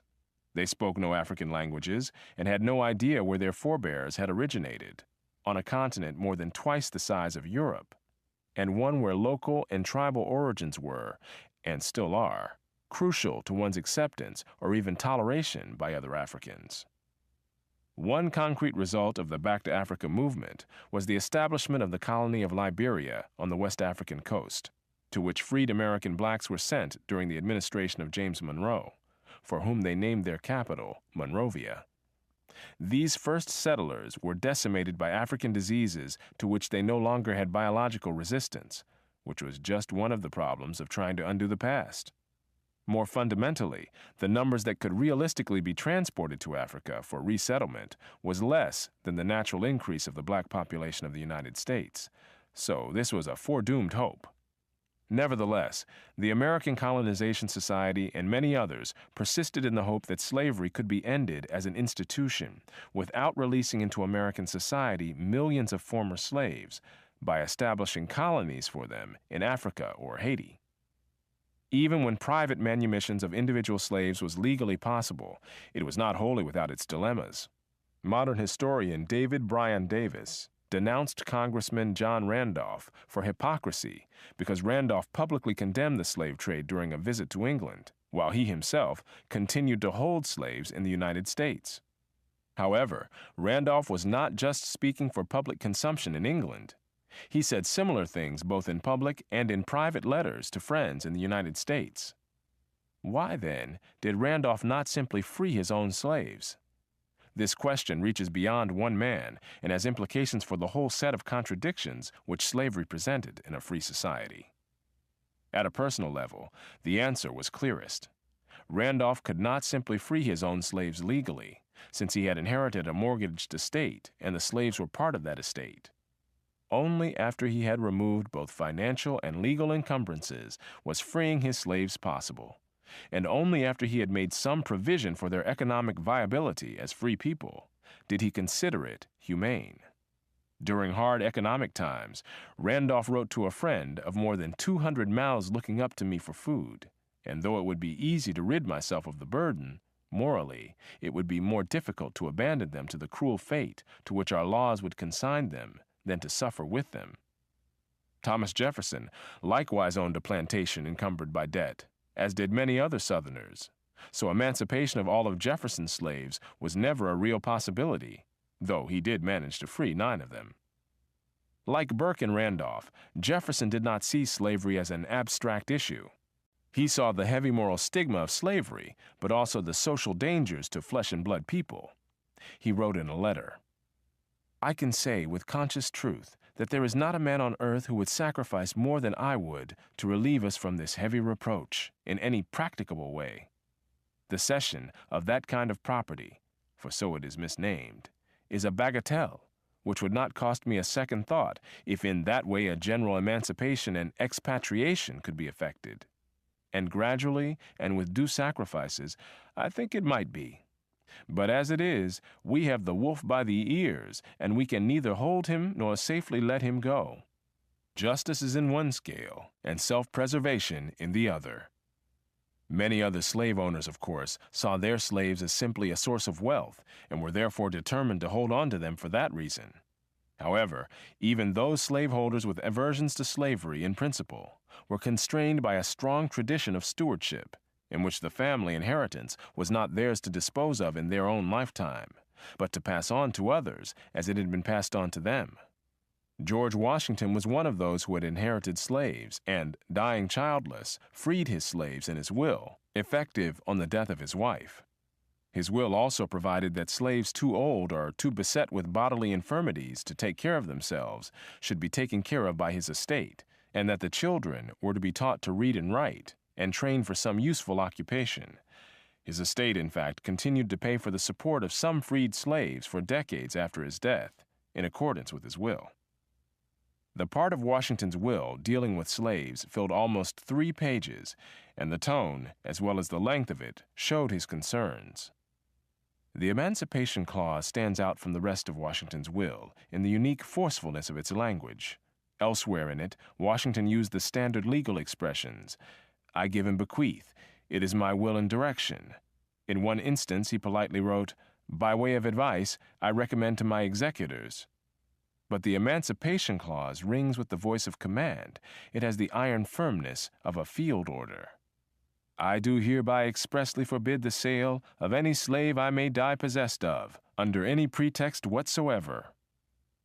Long before reaching this point in his personal life, George Washington had said of slavery as a national issue, "There is not a man living who wishes more sincerely than I do to see a plan adopted for the abolition of it." But like Burke, he saw a need for a plan of some sort, rather than simply freeing millions of slaves in a newly emerging nation surrounded by threatening powers, just as the freed slaves themselves would be surrounded by a hostile population. In short, the moral principle was easy, but figuring out how to apply it in practice was not. Moreover, in a country with an elected government, how the white population at large felt could not be ignored. When Washington congratulated Lafayette for the latter's purchase of a plantation where former slaves could live, he added, "Would to God a like spirit would diffuse itself generally into the minds of the people of this country, but I despair of seeing it." He saw legislation as the only way to end slavery and said that a legislator who did that would get his vote. Slaves that Washington took north with him when he entered public life, he quietly left behind when he returned to Virginia after completing his terms as president, in effect freeing them on the sly, as one biographer put it. at a time when to free them officially could have set off controversies that neither he nor the new nation needed. George Washington was, after all, trying to hold together a fragile coalition of states bearing little resemblance to the world power that the United States would become in later centuries. As a slave owner in Virginia, Washington thought of ways he might sublet much of his estate, in which his current slaves might be hired by the year as laborers by tenant farmers.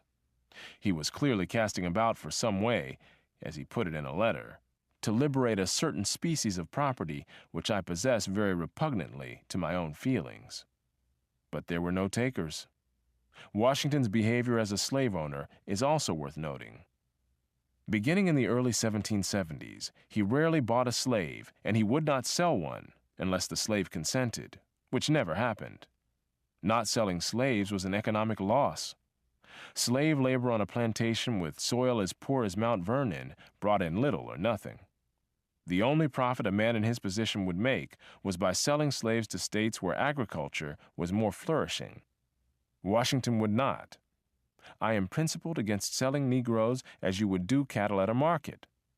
From 1775 until his death, the slave population at Mount Vernon more than doubled. As Southern states in the 19th century began to tighten restrictions on the right of slave owners to free their slaves, in order to forestall the social problems that were widely feared, the laws made manumission increasingly difficult, legally complicated, and a costly process. Those slave owners who were prepared to grant manumission found it less onerous to let those who were legally their slaves simply live as de facto free persons. In antebellum Savannah, for example, 2 of the churches in the free black community there were headed by ministers who were among the most prosperous members of that community, even though they were, legally speaking, still slaves. Many blacks who had managed to gain freedom for themselves individually then legally owned members of their own families, because it was not financially or otherwise feasible to go through what it would take to free them all de jure. Quakers also held legal titles to many slaves in their Southern churches, while it was an open secret that these slaves lived free and independent lives. In the case of John Randolph, the charge of hypocrisy is hard to sustain in view of the events surrounding his death. Never married, and so without heirs to his estate, he made provision in his will, years before his death, that his slaves were to be not only freed, but provided with land in a free state, on which they might hope to live in peace and be self-supporting. In a will written a dozen years before his death, Randolph wrote, "I give and bequeath all my slaves their freedom, heartily regretting that I have ever been the owner of one." An earlier will said, "I give my slaves their freedom to which my conscience tells me they are justly entitled." That this was said by a conservative white Southerner, a bitter political opponent of the abolitionists, and a man who asserted the right of secession long before the Civil War, suggests something of the complexity of the issue confronting those who faced it directly as a human reality, rather than as an abstract question. Knowing the stringency of the laws of the South when it came to the freeing of slaves, when Randolph felt that he was dying, he summoned a doctor whom he wanted, ostensibly for medical treatment, but in fact as a white witness whose testimony would be accepted in a Southern court as to his dying wishes. Once the doctor was present, Randolph ordered his black servant not to let the doctor leave the room until he, Randolph, was dead, so that there would be no legal question about what he had done. This was the scene. Randolph was propped up in the bed with pillows at his back. With his last remaining strength, eyes flashing, he pointed his long, bony index finger at the assembly. "I confirm all the directions in my will respecting my slaves and direct them to be enforced, particularly in regard to a provision for their support." Raising his arm as high as he could, he brought it down with his hand open on Johnny's shoulder. "Especially for this man."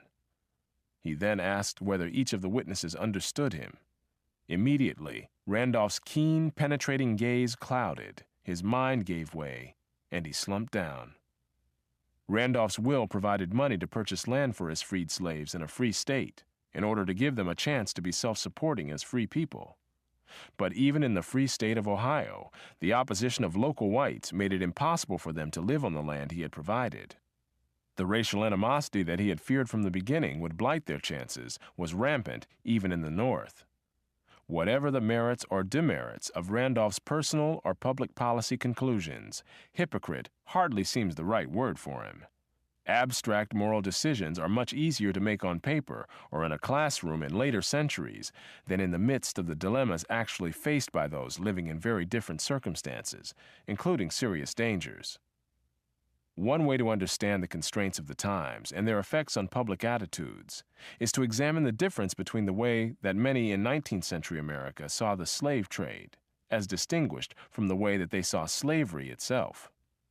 If the institution of slavery and the presence of millions of slaves were facts of life, within which many decision-makers felt trapped by having inherited the consequences of decisions made by others in generations before them, the continuing trade in slaves, whether from Africa or within the United States, was a contemporary problem that was within their control.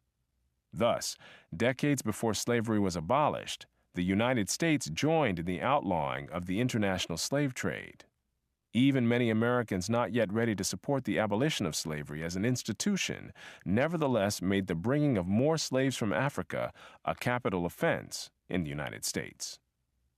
One of the few individuals whose appeal to President Abraham Lincoln for clemency was denied was a ship's captain named Nathaniel Gordon, who was hanged in 1862 after having been caught bringing slaves out of Africa. His ship was bound for Cuba, but was intercepted on the high seas by a warship of the American Navy because of the international ban on slave trading, even though slavery itself was still perfectly legal at the time in Africa, in Cuba, and in the United States. Clearly, the evil nature of slavery was recognized by the severe penalties imposed in America on those who continued to bring slaves from Africa, though there was not yet a consensus on what to do about the millions of enslaved people already in the country. In the North, with all the hesitation in many matters, there existed unanimity in regard to the slave trade, according to W.E.B. Du Bois. Gordon's trial and execution were not even controversial and received little attention in the press.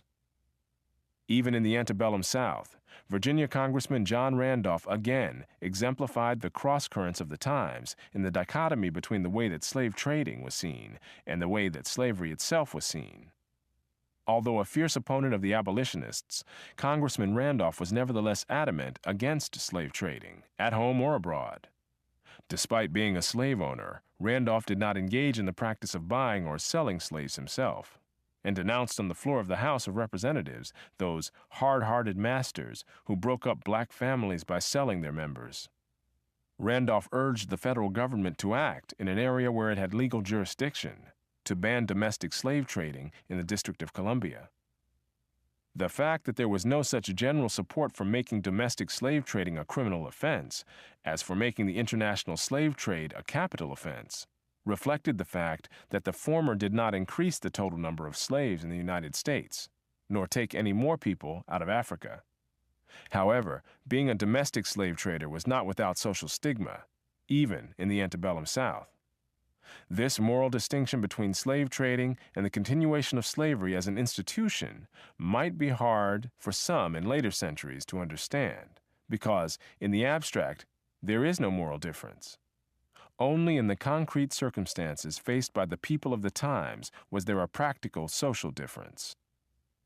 The Civil War that grew out of tensions over slavery was the bloodiest war ever fought in the Western Hemisphere and cost more American lives than any other war in the country's history.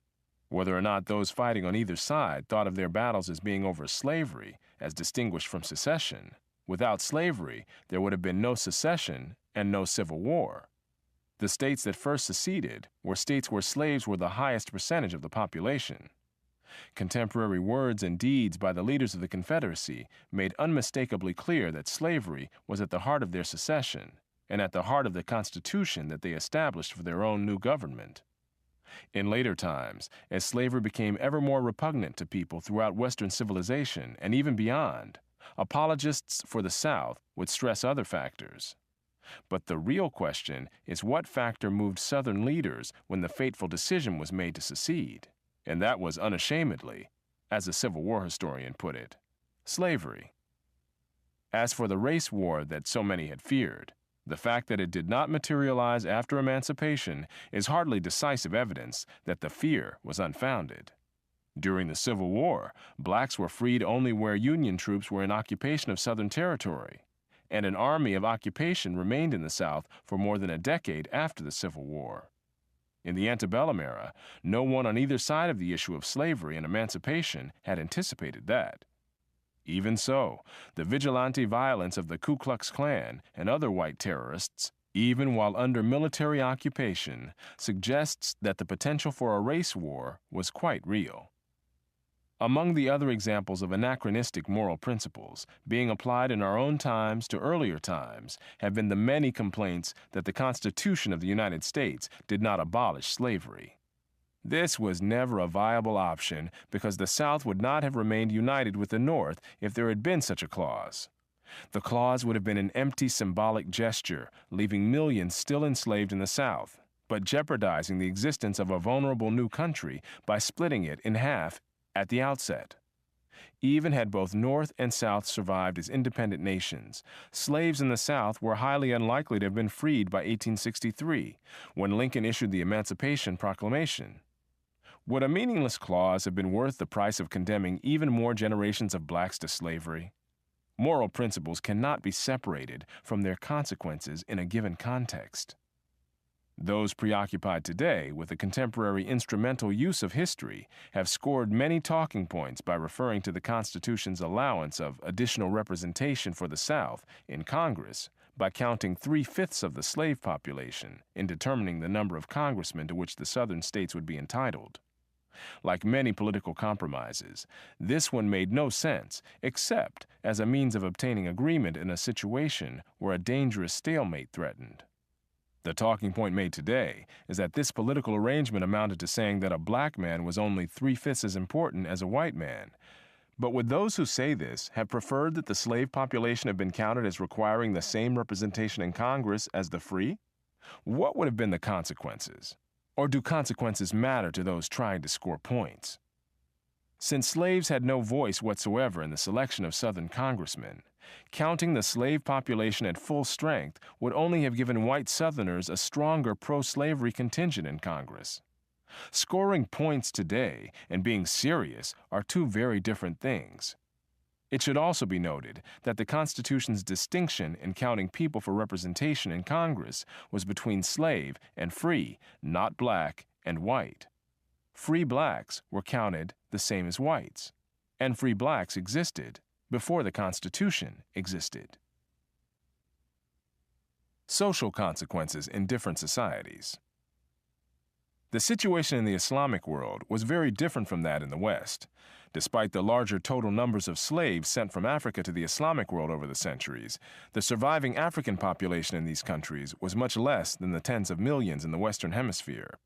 In addition to higher mortality rates of slaves en route to North African and Middle Eastern countries, the survival and reproduction rates of African slaves there were much less than in the United States. While slaves in the antebellum South lived in families, even though they lacked official legal sanction for their marriages, both marriage and casual sex among slaves were suppressed in the Islamic world, and among the relatively small numbers of children born to African slaves there, the mortality rate was so high that few lived to adulthood. The sex imbalance among African slaves, far more women than men in the Islamic countries, and the fact that eunuchs were common among the relatively few African men, likewise precluded a vast African slave population in the Muslim countries. Among the European galley slaves in North Africa, there was even less chance for them to reproduce, and the European women who were domestic servants or concubines were in no position to leave behind European offspring raised in a European culture. The children born to them, fathered by North African or Middle Eastern slave owners, were absorbed both biologically and culturally into the Islamic world. By the late 18th century, visitors were commenting on the lighter complexions of the inhabitants of Algiers. What the United States had that the Islamic world did not have was a self-sustaining and racially distinct population of major proportions within the larger society. Non-Western countries in general faced neither the social nor the moral dilemmas that confronted 19th century Americans. Moreover, the emancipation of slaves was not an issue faced by non-Western societies, but rather was something imposed on them by the West. Even European powers with substantial slave populations in their Western Hemisphere colonies faced no major domestic social consequences from the freeing of those slaves, however much that might have economic repercussions, for their slaves were freed on the other side of the ocean. Both slavery and emancipation were peculiar in their consequences on American soil. It may be significant that the only other independent nation in the Western Hemisphere with a large slave population, Brazil, was the last Western nation to abolish the institution, a quarter of a century after the United States. The legacy of slavery. Slavery has left many legacies, some economic, some social, some psychological, some political, and most detrimental. Economics. Those who think of slavery in economic terms often assume that it is a means by which a society, or at least its non-slave population, becomes richer. Some have even claimed that the Industrial Revolution in Western civilization was based on the profits extracted from the exploitation of slaves. Rather than rehash a large and controversial literature on this issue, we may instead look at the economic condition of countries or regions that used vast numbers of slaves in the past. Both in Brazil and in the United States, the countries with the two largest slave populations in the Western Hemisphere, the end of slavery found the regions in which slaves had been concentrated poorer than other regions of these same countries. For the United States, a case could be made that this was due to the Civil War, which did so much damage to the South, but no such explanation would apply to Brazil, which fought no civil war over this issue. Moreover, even in the United States, the South lagged behind the North in many ways even before the Civil War. Although slavery in Europe died out before it was abolished in the Western Hemisphere, as late as 1776, slavery had not yet died out all across the continent when Adam Smith wrote in The Wealth of Nations that it still existed in some eastern regions. But, even then, Eastern Europe was much poorer than Western Europe. The slavery of North Africa and the Middle East, over the centuries, took more slaves from sub-Saharan Africa than the Western Hemisphere did, in addition to large imports of slaves from Eastern Europe and Southern Europe to the Muslim countries of North Africa and the Middle East. But these remained largely poor countries until the discovery and extraction of their vast oil deposits. In many parts of the non-Western world, slaves were sources of domestic amenities and means of displaying wealth with an impressive retinue, rather than sources of wealth. Often, they were a drain on the wealth already possessed. According to a scholarly study of slavery in China, the slaves there did not generate any surplus, they consumed it. Another study concluded, the Middle East and the Arab world rarely used slaves for productive activities. Even though some slave owners, those whose slaves produced commercial crops or other saleable products, received wealth from the fruits of the unpaid labor of these slaves. That is very different from saying that the society as a whole, or even its non-slave population as a whole, ended up wealthier than it would have been in the absence of slavery. Not only in societies where slaves were more often consumers than producers of wealth, but even in societies where commercial slavery was predominant, this did not automatically translate into enduring wealth. Unlike a frugal capitalist class, such as created the Industrial Revolution, even commercial slave owners in the American antebellum South tended to spend lavishly, often ending up in debt or even losing their plantations to foreclosures by creditors. However, even if British slave owners had saved and invested all of their profits from slavery, it would have amounted to less than 2% of British domestic investment. In the United States, it is doubtful whether the profits of slavery would have covered the enormous costs of the Civil War, a war that was fought over the immediate issue of secession. But the reason for the secession was to safeguard slavery from the growing anti-slavery sentiment outside the South, symbolized by the election of Abraham Lincoln. Brazil, which had several times as many slaves as the United States, and perhaps consumed more slaves than any other nation in history, was nevertheless still a relatively undeveloped country when slavery ended there in 1888, and its subsequent economic development was largely the work of immigrants from Europe and Japan. In short, Even though some individual slave owners grew rich and some family fortunes were founded on the exploitation of slaves, that is very different from saying that the whole society, or even its non-slave population as a whole, was more economically advanced than it would have been in the absence of slavery.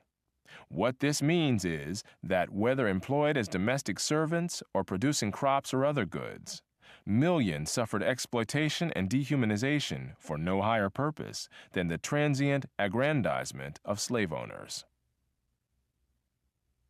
Social and psychological legacies of slavery. Just as enslaved peoples tend to be despised, so the work done by slaves tended to acquire social stigmas in countries around the world.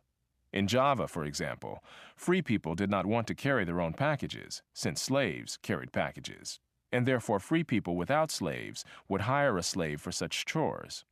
Similarly, in Egypt, work done by slaves was spurned by working-class people, even after slavery was over. Sometimes it was not just particular kinds of work, but hard work in general, or work under the direction of a foreman or overseer that was stigmatized. Just as great conquerors like the Mongols or the Spaniards disdained commerce as beneath them, so ordinary people in slave societies disdained many kinds of work because it had been done by slaves. One consequence of this was that immigrants with a work ethic, such as Italian immigrants to Brazil and Argentina, who often entered such societies much poorer than the existing white populations of these countries, began at the bottom by working at many tasks that local whites disdained, and ultimately rose to a higher economic plane than the whites who had been born there. Whatever their initial disadvantages, the immigrants were not burdened with the native-born whites' aversions to work. Former slaves and the descendants of slaves likewise developed aversions to tasks performed under slavery. In the British West Indies, for example, blacks, after emancipation, left the plantations in such numbers that a whole new plantation workforce had to be imported from India to replace them. The economic costs of such attitudes, deriving from slavery and continuing for generations thereafter, cannot be quantified, but also cannot be dismissed as negligible. Where slaves and slave owners have been of visibly different races, then the racial animosities and distrust deriving from the era of slavery may also last for many generations after slavery itself is over, leading to economic and psychic costs to individuals as well as social costs to nations. Although the negative economic consequences of slavery, including consequences among generations born long after slavery itself was ended, cannot be quantified, the patterns of lasting economic lags in regions where slavery was widespread may nevertheless be suggestive. In the United States, and no doubt some other societies, one of the major psychological legacies of slavery has been a sense of shame and resentment among the black population, and a sense of guilt among the white population. The reiterated depiction of enslavement as a peculiarly black experience falsely makes this seem to be a uniquely shameful fate to which a particular race submitted, requiring for some of their descendants compensatory bombast from themselves and, if possible, compensatory benefits to be extracted from others. To whites, the false depiction of the history of slavery makes some feel uniquely guilty and responsible for the current misfortunes of blacks. Such attitudes, and the many cross-currents they generate, are hardly the framework for a rational discussion or resolution of today's social issues. The physical and psychic sufferings of slaves in the past are neither necessary nor sufficient to explain the economic and other differences between their present-day descendants and members of the general population. The economic and other disparities between Europeans and Africans living, respectively, in Europe and Africa are vastly greater than the disparities between the descendants of Europeans and Africans living in the United States. The latter have not lost but gained economically from living in the United States. That these gains derive from the tragic fate of their ancestors does not make them any less gains, over and above where these descendants would be today if their ancestors had been left alone in peace in their homeland. This cannot morally justify the seizing of their ancestors. It simply affects the cause and effect question of the reasons for black-white disparities today. Often, the economic lags or social pathology of American blacks have been blamed on a legacy of slavery. Whether it is the dearth of marriages and families among contemporary blacks, or their lower labor force participation than whites, or their high crime rates, slavery has often been invoked as an explanation. Yet the fact is that in the late 19th century, when blacks were just one generation out of slavery, there was nothing like today's level of unwed births or failure to participate in the labor force. It has been from the 1960s onward that these social pathologies have escalated. Whatever the cause, it has risen long after slavery had ended. Two very different questions have been confused as regards the history of black families. 1. Why marriage rates differ between blacks and whites, and 2. Why marriage rates among blacks are much lower now than in the past. Official census data show that blacks had slightly higher marriage rates than whites for every census from 1890 to 1940, but far lower marriage rates than whites by 1960. On the black-white difference, some have argued that the census data from the late 19th and early 20th centuries are misleading, that black unmarried women with children in that era called themselves widows to avoid the embarrassment of being unwed mothers, even though the mortality rate among black men was not enough to account for so many widows. Interestingly enough, those who argued this way offered no explanation for the high rate of marriage among black men during that same era, since unmarried fathers were unlikely to have children living with them to require them to pretend to be married when they were not. As of 1940, for example, from 66 to 70% of non-white males in age brackets from 30 and up reported themselves in the census as married and living with a spouse. Adding those black males who were widowers, separated, or divorced, more than 3/4 of black males had been married, despite being only the third generation after slavery. However one resolves the question of the black-white differences in rates of married and unwed motherhood, the more fundamental question as regards the legacy of slavery argument is why black marriage rates began a precipitous decline in 1960, nearly a century after the end of slavery. While the percentage of first births that were premarital has long differed as between blacks and whites, as it differed between antebellum white Southerners and white Northerners, and between other groups around the world in places where slavery cannot be invoked as an explanation, the sharp increase in premarital first births among blacks began in the 1960s. From 1930 to 1934, 31% of first births to black women were premarital, while from 1990 to 1994, 77% were. Moreover, whereas in 1930 to 1934, premarital births plus the births of children conceived before marriage but born after marriage were together still a minority in all black births. By 1994, these two categories constituted 86% of all black births. That such a legacy of slavery would take nearly a century to appear strains credulity. Summary and implications. The history of slavery can be looked at from several perspectives or for several purposes. Whether slavery is examined morally, causally, or politically is a matter of individual choice. But once that choice is made, accuracy and consistency are crucial. Moral judgments must be made with the facts as they are or were and applied consistently, regardless of the race, nationality, or religion of either the enslavers or the enslaved. These facts include the social context and the constraints and consequences implied by that context. We cannot assume 21st century options or even present-day knowledge when judging decisions made in the 19th century.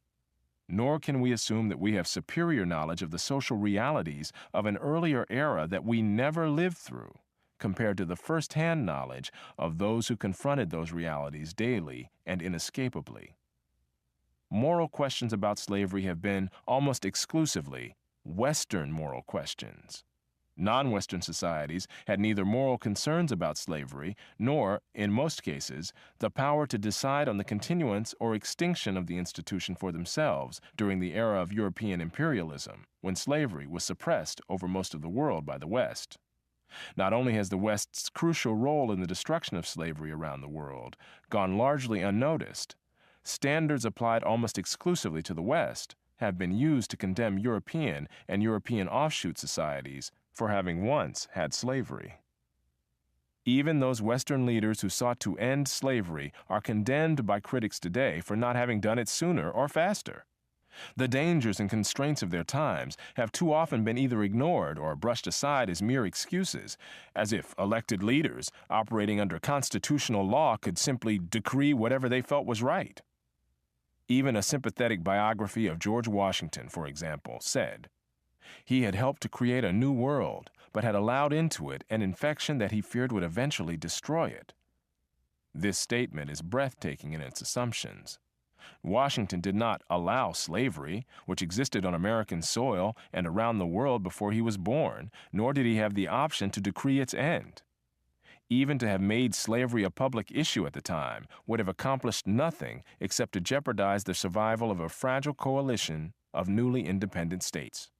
Yet, this man, who contributed more than anyone else to the introduction of free republican government in the modern world, is widely seen as being under a moral cloud, as if he had chosen to introduce or abet slavery. Washington's actual behavior illustrated what Adam Smith had said decades earlier in his theory of moral sentiments, that a man prompted by humanity and benevolence, when he cannot establish the right, will not disdain to ameliorate the wrong. Abraham Lincoln, who took advantage of a military conflict to stretch his powers as commander-in-chief to the point of issuing the Emancipation Proclamation, has been downgraded in the post-1960s world for not having done it sooner, more sweepingly, with more fervent moral rhetoric, and with affirmations of the equality of the races thrown in. The serious legal and political risks that Lincoln took when he emancipated Southern slaves are ignored. There was no groundswell of public opinion, even in the North, for freeing slaves. On the contrary, in a war-weary nation, it was feared that the Emancipation Proclamation would stiffen Southern resistance and reduce the chances of an early negotiated settlement of a conflict that killed more Americans than any other war before or since. Lincoln himself was unsure what the net military effect of the proclamation would be. Yet, military necessity was the only rationale that had either a constitutional basis or a political chance of being accepted. Those in later times who judge only by words may be disappointed that Lincoln did not make a ringing moral case for emancipation. But seldom, if ever, do they ask whether they would have made the proclamation more likely or less likely to survive both constitutional and political challenges. Despite Lincoln's mastery of moral rhetoric, some consider his Gettysburg Address the finest speech in the English language. The Emancipation Proclamation was written in such dry and dull language that it has been likened to a bill of lading. But Lincoln understood that ringing rhetoric can be as counterproductive in some situations as it is inspiring in others. To have made the moral case for emancipation in the proclamation would have undermined its acceptance as a matter of military necessity. The earlier emancipation of slaves in the British Empire likewise invoked military necessity and avoided ringing humanitarian rhetoric in order to maximize the range of its political support. As a distinguished scholar aptly put it, "We are so conditioned to expecting interest to masquerade as altruism that we may miss altruism when concealed beneath the cloak of interest." As it was, Lincoln was viciously attacked in the Democrats' press for issuing the Emancipation Proclamation. Nor was this simply a question of his own political career being in jeopardy. Lincoln warned Andrew Johnson to remember that it cannot be known who is next to occupy the position I now hold, nor what he will do, at this critical moment in the history of the nation and of the fight against slavery. William Lloyd Garrison could indulge in ringing rhetoric without regard to the consequences, but Abraham Lincoln had the heavy responsibility of consequences squarely on his shoulders as he faced his countrymen and history. Lincoln had been elected to his first term by a plurality rather than a majority, and it was by no means certain that he would be reelected, especially with the controversy over the Emancipation Proclamation swirling around him. Those who view slavery as an abstract moral issue are as disappointed with Lincoln today as William Lloyd Garrison was at the time. Garrison was dissatisfied with the language of the Emancipation Proclamation and with the fact that it did not decree the total abolition of slavery, rather than just its abolition in the southern states at war. He seemed oblivious to the huge legal and political risks that Lincoln was taking, as many in later times would be when they criticized the limits of his actions and words. But had Lincoln's real concerns extended no further than the military effects of the Emancipation Proclamation, it would be hard to explain his many and strenuous behind-the-scenes efforts to get slaveholding border states and the Congress of the United States to extend the ban on slavery to the whole country. Garrison's rhetoric may look better to a later generation, but the cold fact is that William Lloyd Garrison did not free a single slave, while Abraham Lincoln freed millions. Lack of awareness or concern for the context and constraints of the times is only part of the problem of those today assessing such historic figures as Washington, Jefferson, and Lincoln, or the American nation as a whole. No small part of the distortion and confusion about the history of slavery comes from attempts at scoring points about the past or using the past to extract concessions or largesse in the present. Non-Western slaveholding countries, past and present, from whom no reparations or other concessions are even remotely to be expected, are passed over in silence by the most vocal critics of the West. Scholars have long known that slavery was a worldwide institution, going back thousands of years, though that has not led them to provide comparable coverage to slavery outside of Western civilization.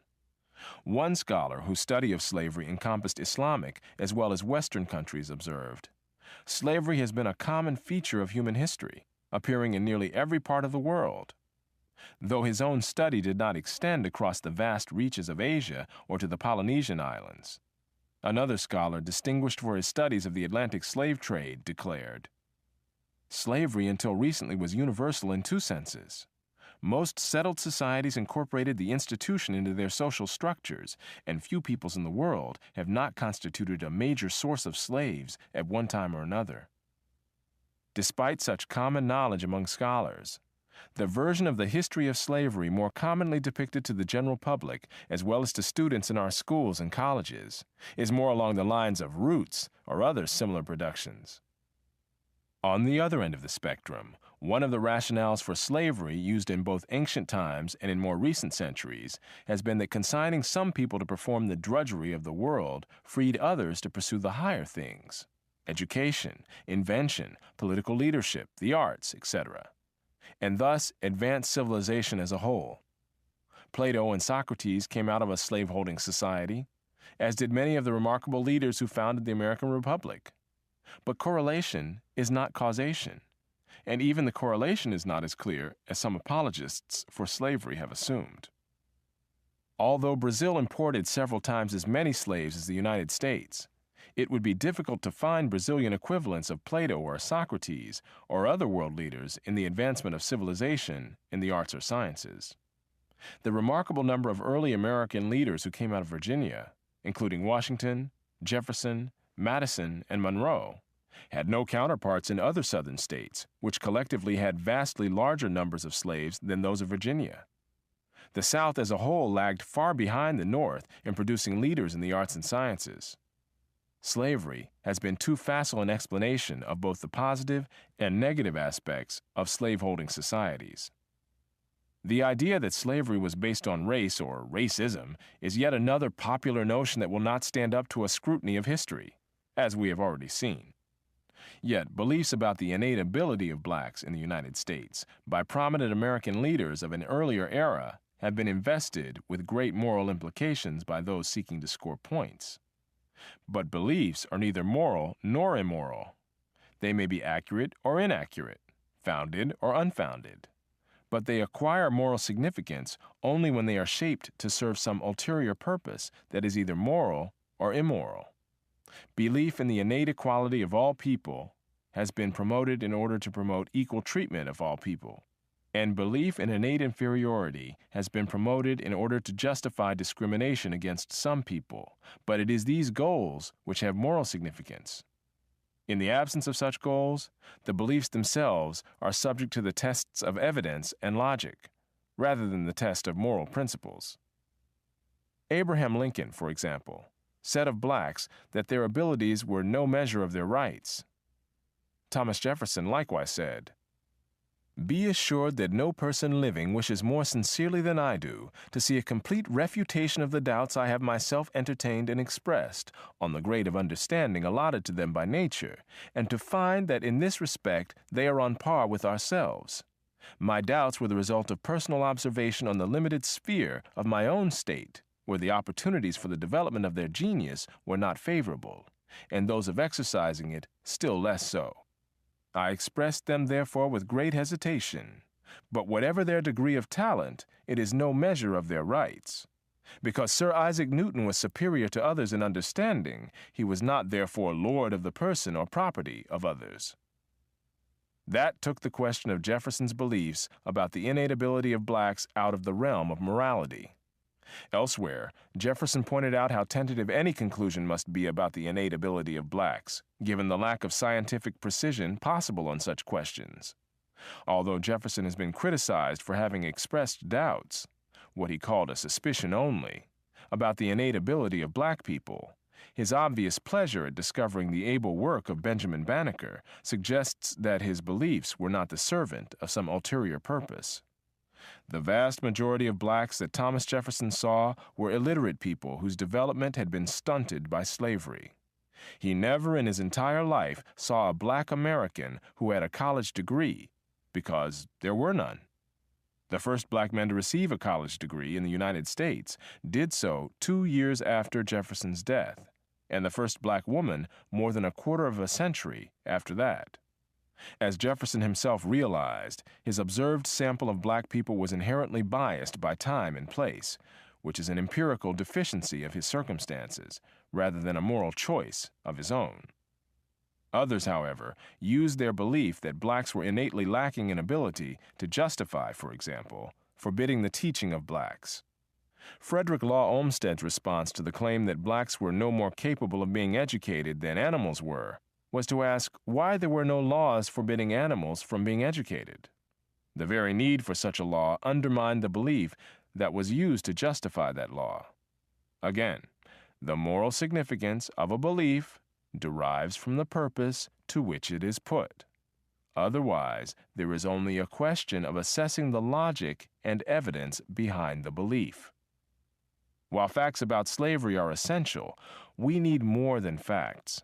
Indeed, one of the principal uses of facts is to gain some sense of causation, some explanation of why history unfolded as it did. In the case of slavery, it has been too readily assumed that resistance to emancipation in 19th century America was based simply on the economic interests of those who owned slaves, when in fact, abolitionists were hated even in states that had outlawed slavery, and emancipation was feared even by white Southerners who owned no slaves, who were a majority of white Southerners. When slavery is viewed in worldwide perspective, still more common beliefs crumble when confronted with the facts of history. The truth should need no apology, but the truth about the history of slavery is urgently needed for reasons that go beyond historical accuracy. Both the present and the future are at stake when we look at the past. What lessons we draw from that past depend on whether it is viewed narrowly or against the broader background of world history. From a narrow perspective, the lesson that some draw from the history of slavery, automatically conceived of as the enslavement of blacks by whites, is that white people were, or are, uniquely evil. Against the broader background of world history, however, a very different lesson might be that no people of any color can be trusted with unbridled power over any other people, for such power has been grossly abused by whatever race, class, or political authority has held that power, whether under ancient despotism or modern totalitarianism, as well as under serfdom, slavery, or other forms of oppression. It was not because people thought slavery was right that it persisted for thousands of years. It persisted, largely, because people did not think about the rightness or wrongness of it at all. In very hierarchical societies, where most people were born into their predetermined niches in the social complex, slaves were simply at the bottom of a long continuum of varying levels of subordination based on birth. Even in colonial America, white indentured servants were a major part of the population, and they were auctioned off just like black slaves. It was the rise of modern free societies and their accompanying ideologies in the West, which made slavery stand out in stark contrast. And it was the emergence of a general questioning of institutions and beliefs in the 18th century, also in the West, that brought slavery into question. Once that happened, slavery could not stand up under moral scrutiny.